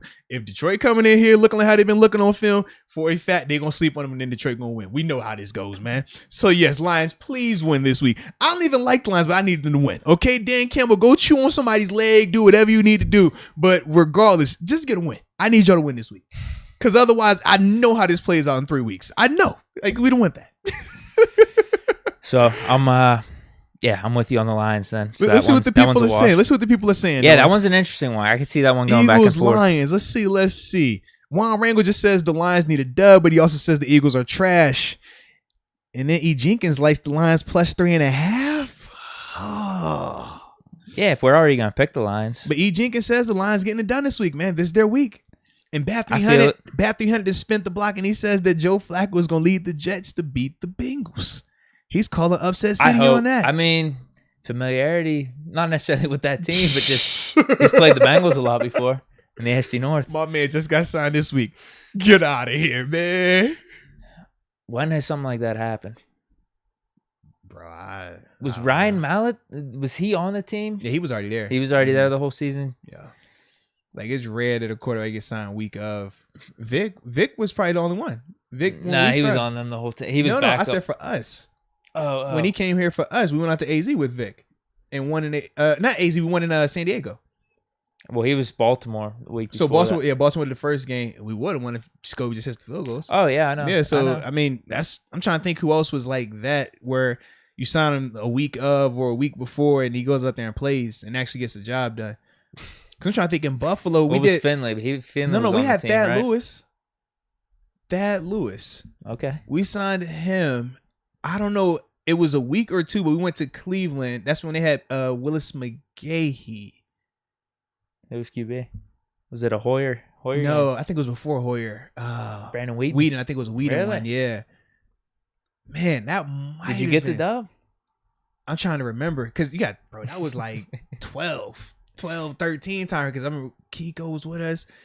Gordon was out there because Gordon was the only reason why I was close. He had quite like 2 touchdowns on us. Yeah. I gotta remember. I don't remember, but that. Yeah, it doesn't happen a lot where a guy signed like the week of and goes out there and win. Man, that thing tough, especially at quarterback, bro. Yeah. Okay, so we're both on the Lions. Yeah. What's the chat saying? Lions win from Don Juan. A lot of people feeling it. Yeah, and they're not feeling Joe Flacco. That's the other part. Yeah. Falcons Panthers. Next one. Falcons -3 at home. Panthers are in a crisis right now. I'm going Falcons. Yeah, and I got Kyle Pitts on my fantasy, so he got me out of the stadium last week, so I'm gonna need Kyle Pitts to go ahead and do his thing. I'm going to Atlanta. Yeah, I think Panthers keep losing. Browns. Matt Ryan, he doing his thing a little bit, man. And they got my dog Lee Smith down there. I tell you, I'm loyal to my peoples. Lee Smith down there doing his thing. He's like an extra old lineman, but plays tight end, and I like him. I remember you talking about him. He caught a touchdown pass like in London too, man. Did he? Yeah, he got the score. He scored first, and then Kyle Pitts went out there and just continued to just dominate.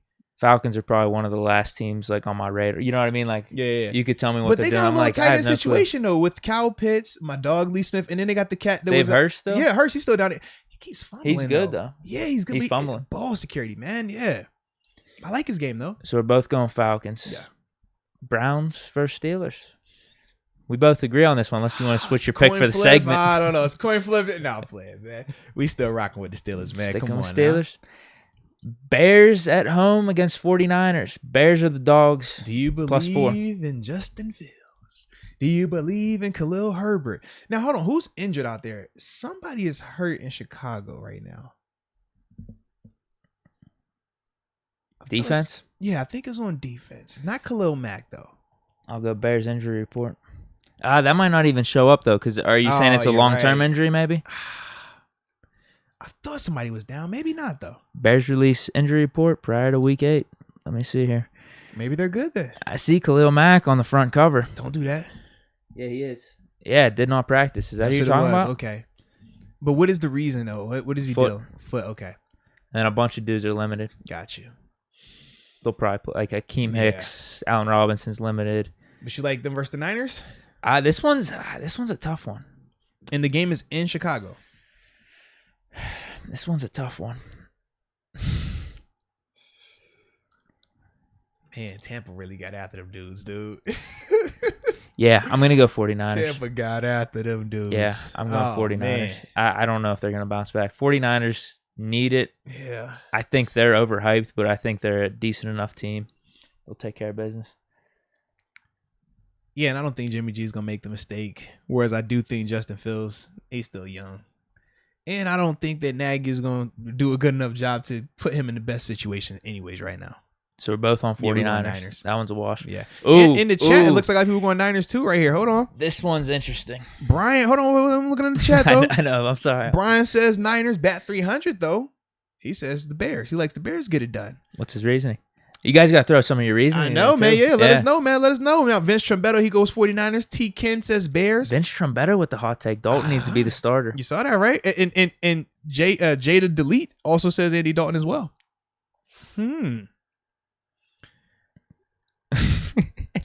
49ers versus Bears. Scalpers day off. Like, yo, y'all can have these tickets. Don't worry. Don Juan's right. He says Brown Stadium's going to be crazy. I'm sure it is. Like, that thing's going to be packed. Hey. Now, Eddie Van Trollen, he says he likes the Niners because he feels that Fields was rushed and he was rushed too soon. Now, partly I agree, but hey, yeah, people wanted him out there. He's out there, so he's, got to deal with it. Whew. And Brian says the Niners because he thinks the QB is better. I don't know if I'd say that. He might just be in a better scenario. Who's playing better? Yeah, I get it. Yeah, I get it. It ain't rocket science. Who play better? Yeah. Yeah. I'd take Fields over. Like, if you're just telling me I'm starting a franchise, I'll take Fields over. But if we talking about who playing better right now. Right, yeah. Even though there is some, I don't want to say dysfunction with the 49ers. There's rumors swirling about should Jimmy G keep his job and stuff. He's been dealing that basically for the last 2 years. Well, because it's not that he's amazing, but he's decently level-headed. The difference is this. Shanahan is operating the way it's supposed to be. He said, I know I got a young quarterback that people are excited about, but I know my young quarterback isn't ready to play out there as a starter. We saw that when he got that opportunity. Chicago, Nagy's like, oh, all right, everybody wants him out there. He's going out there and put him out there. All right, cool. Now, we know Dalton had got hurt, but still, that's what you deal with when you put a guy out there like that, man. The situation isn't the best. Now we over here, well, maybe, it's dysfunction. Maybe it's the other pieces around him. Like, hey, man, you put him out there for that now. Now he has to answer that. Same with Tua. Tua's dealing with it as well, man. This one's spicy. Patriots, Chargers at home. See, if the game was in New England, I like the upset. I like the Chargers in LA, though. I like the Chargers in LA. I'm going against that. I'm gonna take the Patriots. You giving me points or anything? Not at all. Y'all got legitimate quarterbacks. Remember, my guy's coming off an injury. That's why I needed my points with Tyrod. Yeah, that was fair. You don't need points, man. Well, dude, I mean, it was a 14-point spread, so I actually think I got a sweet deal on that one. Y'all just dropped 50, right? New England just dropped 50 the other day on the Jets. Oh no, I'm joking about the whole points thing. I could see an upset happening though. I like Chargers getting it done, man. I could see the upset. A lot of people are saying Chargers too in the chat, man. I see T. Ken's going Chargers. Calculated Snipe, shout out to Beak. Says Chargers for sure. Brian says Chargers. Bat 300 is going Chargers. E. Jenkins. Chargers are honestly never at home. LOL. But I do think Justin Herbert is going to dice them up. Yeah. Dude, Patriots laid into him last year, though. That was last bad. year, though, man. I get it was last year, but you look at him. Does Herbert look the same last year as he does? No, but he was having year? a good season last year, too. But that good season last year compared to what he's doing right now. I don't think he's going to have a bad game. Justin's different, man. I can see the upset happening. Though. Same way we say Joe Burrow look different, Justin look different right now, man. He is. Yeah, he's doing great. I'm riding with Justin. I don't blame you. I mean, I don't blame you. It's gonna be a close one. And I'm loyal. My dog Lights Out is a Chargers legend, Sean Merriman. So you know what? I'm loyal to him. So I'm gonna rock with them for this matchup as well. This one's interesting too. Right. This one's really interesting. Wait, so what are our three? We got Colts, Titans, the Rams, Texans. Rams, I'm giving you and 7. then Patriots, Chargers. Okay. Yeah. Jaguars, Seahawks. I like how we speaking like we're gonna remember this. We're gonna have to cut the tape back. I'll definitely remember it. I'll write it down. Yeah, I'm about to say otherwise we're gonna have to cut. Actually, I'll screenshot the games. But Jags, Seahawks at Seattle. Seattle minus 3.5. Jags and Seahawks. I like the Jags to get it done. Honestly, that's who I'm picking. I do like Geno. I think that he's trying to do his best to not mess it up, but I also think that he's not cutting it loose and just playing ball. Alex Collins, they're starting to key in on him. And until Geno is able to successfully stretch the field and just play his game, I don't think they're going to ever be able to get over the hump because they're playing more so not to lose versus playing to win. Whereas Jacksonville, them boys playing to win. They're not that good, but they're going to try real hard.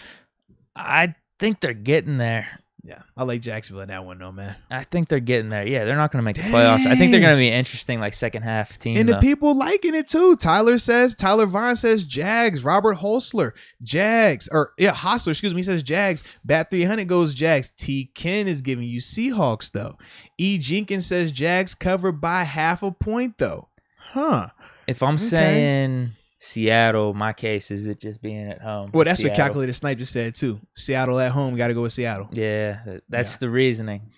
How's Lawrence, how's Urban Meyer going to do on the road, Seattle? But is there not as much fans going to be showing up? They're 2-5. Is it not as hype? You don't have Russ there anymore. Well, Russ is there. He's doing his pregame. Hey, huddle up. Hard. Like, bro, are you really I get it, Russ, that you love football. You're a big football guy. I think it's just more routine. You don't want to get out of your routine. I get it, but bruh, what we doing, man? Come on, man. What we doing? This one's actually I would add to stack your paper right here. Mm-hmm. Buccaneers, Saints at home plus 4.5. So Buccaneers are minus 4.5 right now. Hold on, you said the Bucs are minus 4.5? It's at Saints. Oh man, come on, bro. I would put that one on stack your paper too. But I got Bucs winning outright. But geez, yes, even with minus 4.5, I would do that too. 100% taking that. 100%. Bro, is AB coming back this week?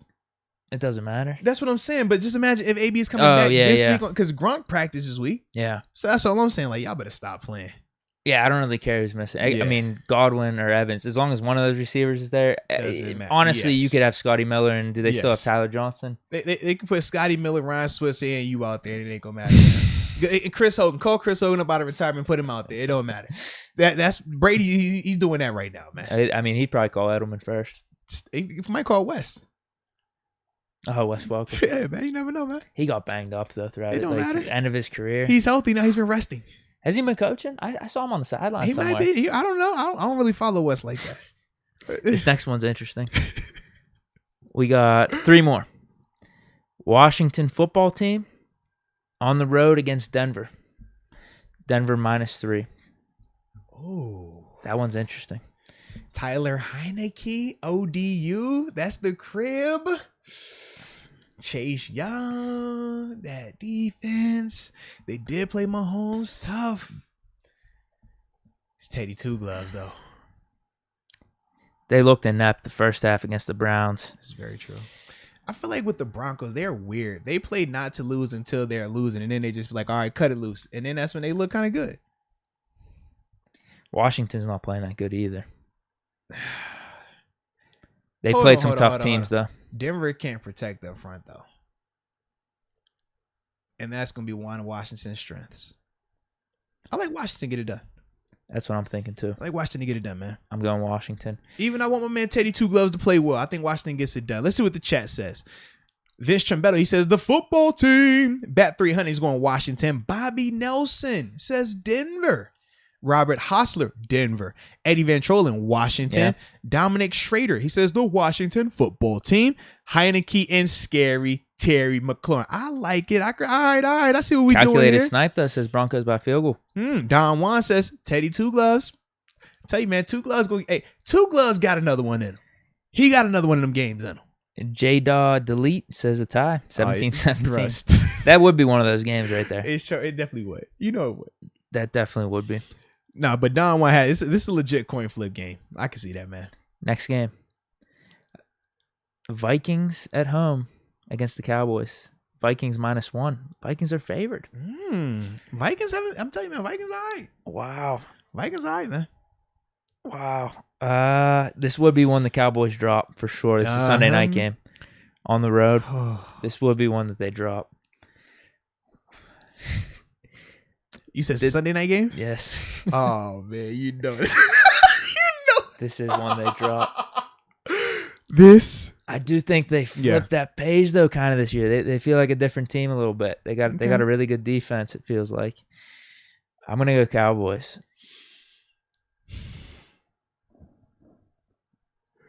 You know my folks. This is your former Flame. This is my folks. My folks, they need the Cowboys to get it done. So for the sake of my family, for the sake of all my folks back home in the 757, I need the Cowboys to get it done, but I'm going Vikings. Oh, I know. Y'all gonna call me. I get it. Oh. I could see it, dude. I could definitely see it. Watch. If this was last year. Kurt's gonna hit you with the yell like that. You know it. Come on, man. Kurt got one in the middle, baby. You know he do. Does he do anything spectacular, or is it just Cowboys just decombusting? I think he's gonna play well, man. And I think Justin's gonna have his little moment. You're saying over 300 or like 250, 200? 250 plus. Okay. Yeah. Clutch drive at the end, or just steady? I don't think it matters. He's game? gonna be balling because you gotta think like when Kirk balls out, it's not often he has to have clutch drives, but he's capable of it. We've seen that. It's just he's either gonna win that. It's either gonna be decisive that he's playing well, and it's the whole time where he's just gonna play bad. It's no in between with Kirk. That's just who he is. So for me, I'm just leaning on this gonna be one of them Kirk games because he gonna have one of them. We know he got one every year. He gonna have one, and it's just prime. It's set up for him. You know it's set up for that man. I feel it too. I like Diggs for another pick though. I do. Would that be 8? That would be 8. I like Diggs for another pick. I definitely see that happening. Oh yeah. He'll get him one. Oh yeah. Because Kirk's one of those guys on Sunday night game to throw a pick. Yeah, you know he will. Won't he do it? Yeah. You know it's gonna happen. You know it. What's people saying in the chat? Because that's a good game. I'm rooting Vikings. It's bat 300. Fluky game by calculated snipe. Robert Hostler says Vikings. Vikes. I don't see any Cowboys, bro. Eddie Van Trollen just says Dallas is playing strong. Yeah. Doesn't say they could start playing weak though in this game. Yeah. That's what he says, but they could stumble. Yeah. I could see it. I just think Dallas might have turned a leaf on this season. They're at least going to be a solid playoff contender. Yeah. It's not going to be 8-8 Cowboys. That. I just think the Vikings getting it done, man.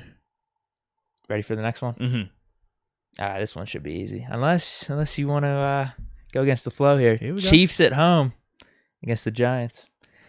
Chiefs -9.5. Chiefs get it done. Oh, is Mahomes back? Because remember, he got smashed at the end of that Titans game. I think I'd still go Chiefs. Is he in the protocol? Where are we at with him? I'm not seeing anything. I just typed in his name. And the first 3 are just saying, Mahomes tells teammates, I've got to be better. Mm-hmm. Reasons for Patrick Mahomes' struggles. This is like an hour ago. Yeah. I'm not seeing anything on injury. You think it's the bounce back for him? Yeah, he'll be fine. He'll be fine. I hope not. I'm picking him though. I'm picking him. It's because the Giants can't score. The Giants aren't gonna be able to score like that. Yeah, I'm picking the Chiefs. Yeah. It doesn't look like he's hurt. I'll stick with the Chiefs even if he's not playing. We could put an addendum on the pick though. It's a Monday night game. If that's fine. I just need to know if he's playing. I like the Chiefs. If he's not playing, I'm cool. I think Giants will get it done. So our games. Correct me if I'm wrong on this. Is it Cowboys Vikings? Okay. Because I go Patriots Vikings. Chargers. Yep, I went Chargers. Rams Texans. I went Texans. Shout out to Rod. And Titans Colts. So we have 4. Yeah, and I went Titans in that one. Was that the only one? And what about the Bears one? The Bears, I think we both picked 49ers. Yeah. So then that's Jaguars, Seahawks, we both went Jaguars. I think that's it. Those are our 4 games. All right. That's I like the it matchup man. right now. I like it. So that's going to be a vibe there, man. I enjoyed this. So And it looks like in the chat, looks like y'all enjoyed this. Man, we'll keep that thing rolling as long as y'all keep rocking with us. We're going to rock with y'all. Y'all know how we do. And maybe we could do like season. I'm just throwing stuff out there. We don't have to do this because maybe the chat has suggestions. Maybe it's like loser buys the other person a jersey and also the chat a jersey. Like we got random selection from the chat. And then, if y'all a random selection and y'all lose, y'all buying us a jersey too, man. We all got to have a little skin in the game. We'll come up with something cool regardless, though. Yeah. But nah, man. Fire segment. Hey, all right. Well, we appreciate y'all then, man. E. Jenkins says, great show, my dudes. Appreciate y'all. We appreciate you as well, man. All right. Well, look, we got 1 super chat left. And then after that, man, we'll go ahead and let the people enjoy the weekend. You want me to close it out? I've been on a good streak with these super chats. Been. I kind of like when you do your super chats, man. It should be Robert Hostler. Should be on Rob. I think there's so many comments about these picks, though. No, dude. I don't have it. I go all the way up to the Atlanta game, it looks like. That's it. Okay, no worries. That means the chat was good. Shout out to everybody in the chat, man. Chat was bumping, dude. All right, so Robert Hostler, he used his 2-month Upper Room membership free chat. Shout out to Robert for being a 2-month member. I like these milestones. It lets me know that how long y'all been rocking with us, baby. So it's good that you've been rocking with us for 2 months, man. But he says, glad to have you back, Moats. Just wondering, number 1, do you think Steelers make a move before the trade deadline? And number 2, what positions should be targeted in the draft next year or in the next draft? In terms of the Steelers making a move before the trade deadline, this new Melvin Ingram might be forced into a trade. Yeah, that makes it intriguing. I should cheat and say, well, can I wait until after Sunday to make this answer? Because Sunday is going to tell us a lot in terms of was James Washington's participation, was Melvin Ingram's participation. If that thing is low, yes, I think they will make a trade. If their participation is higher, I don't think they make a trade. But that would be cheating. So I would just say, no, I don't think they make a move in terms of a trade. Ooh. Yeah. Okay. And Melvin Ingram's still on the team, or you think he gets released? All right. See the difference there. But the release can happen whenever. That's the other part. Whereas like the deadline, it forces your hand if you want to make a trade. How confident are you? Is it more like 60-40 or is it like 90-10 of the no trade? Oh man, 60-40 tops. Okay. Yeah, 60-40 tops. Just because like I said, if I knew Melvin, it would be a different standpoint, right? If I knew, hey, this guy's gonna be disgruntled or this guy's gonna be happy, that's different. But right now, I don't know him like that, and I would reach out to get him on the podcast, but knowing that he's potentially disgruntled, I don't think he wants to talk on the podcast right now. And then he's like, well, who you just have on the week before? Alex Highsmith. He gonna hang up on me. Maybe it's one of those AB scenarios. Yeah, I want to come on. Let me get this off my chest. Let me talk about him real quick. See, it's the difference between number 1 receivers and guys that just say they're number 1. It's a difference between franchise edge rushers and guys that just trying to beat. I don't want that. We don't like that energy on this channel. Okay, this is a positive channel. That's why we research so much, because we like to keep it high and uplifted. Okay, so yeah, we're gonna just pass on that one right there. But in terms of what positions I think they should target next year in the draft, you got to go O-line, you got to go quarterback. From my perspective, O-line, quarterback, whichever you feel is more pressing, whichever has more options. I personally think O-line is gonna have more options based on the quarterbacks that are coming out. But if you love one of those quarterbacks, then sure, you go with them early, like Deke's boy Kenny Pickett. That's an option. My brother's already sending me screenshots of mock drafts. That's sad, man. One, they got him talking on the top 10, 15 now. You seen that? The mock draft he sent. Well, that's what I was gonna say. I think it might have been the same one you've seen, because it has the Steelers selecting 15. That's fake news right there. We're gonna be 32nd. I hope so. Yeah, I hope so. And we're not taking. Well, I already told you. We'll see what happens with Ben. I want him back. I'm about to say it, because I'm ready to hear you trash your boy Kitty. You can't trash Kitty. I'm looking like you. Let me hear you trash Kitty if you want to. I love this situation. I love it. Why couldn't it be Corral? I'd be bashing Corral. I'd be like, we ain't taking Corral. I don't want to bash Pickett right now. I am so happy right now, man. I am loving it. I want Pickett to do good. This is, you guys put me in a conflicted scenario here. So yeah, I'm saying O-line in terms of tackle, left tackle more importantly, quarterback, and if not that, then I would definitely think corner as well. Just because I think that with Joe potentially being gone, they're not going to have a true number one corner. Yeah, that could mess around and be draft pick, I'd put that priority. one. Yeah, absolutely. Either that or tackle. Because the line's like, young enough, you think they could get better from year 1 to 2 with some of those guys, and maybe we could take a guy in the second round at least, and that'd make up for it. Yeah, so that part for me, definitely. But that was a good question right there, man. Shout out to you, Robert. Calculated snipe. Is this the last one? It looks like it is, man. Steelers all day. Keep it up, guys. Love the show from San Antonio. Let's get back in the mix. Hey, shout out, Oh, we're man. in the mix. I enjoy San Antonio. Was it the Riverwalk down there, right? It was called the Riverwalk? I think so. Yeah, the Riverwalk, man. I'm going to check y'all out one day, man, because I got to stop by the Alamo anyways. I got one more I got to bring up. This one's a good one. This is from Deluxe. He says, Deke's a fake fan using Vic over Ben. Talking about your Madden? Oh, yeah. You did have the jersey on, too. Oh, dude, I like Vic, though. You ain't got, man. Hey, the fact that you like Vic makes me like you more. Because, that's my dude. Yeah. I always liked Vic growing up.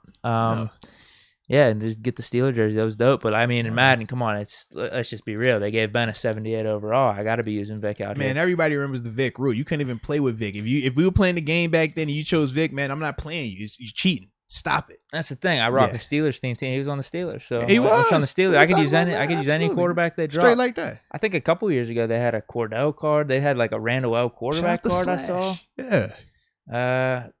Who have they dropped? Yeah, the only 2 quarterbacks they really have that are playable is Vic and Ben. That was at least last year. Yeah. No. Who was the guy you said? Oh, like I could Spillane. No, you said Spillane has a dope card. Yeah. It still holds up, kind of. That came out at the beginning of the game. Yeah. He's 91 speed. Like that blows my mind. He's 86 overall, which isn't a good overall at this point, but the 91 speed kind of makes up for it.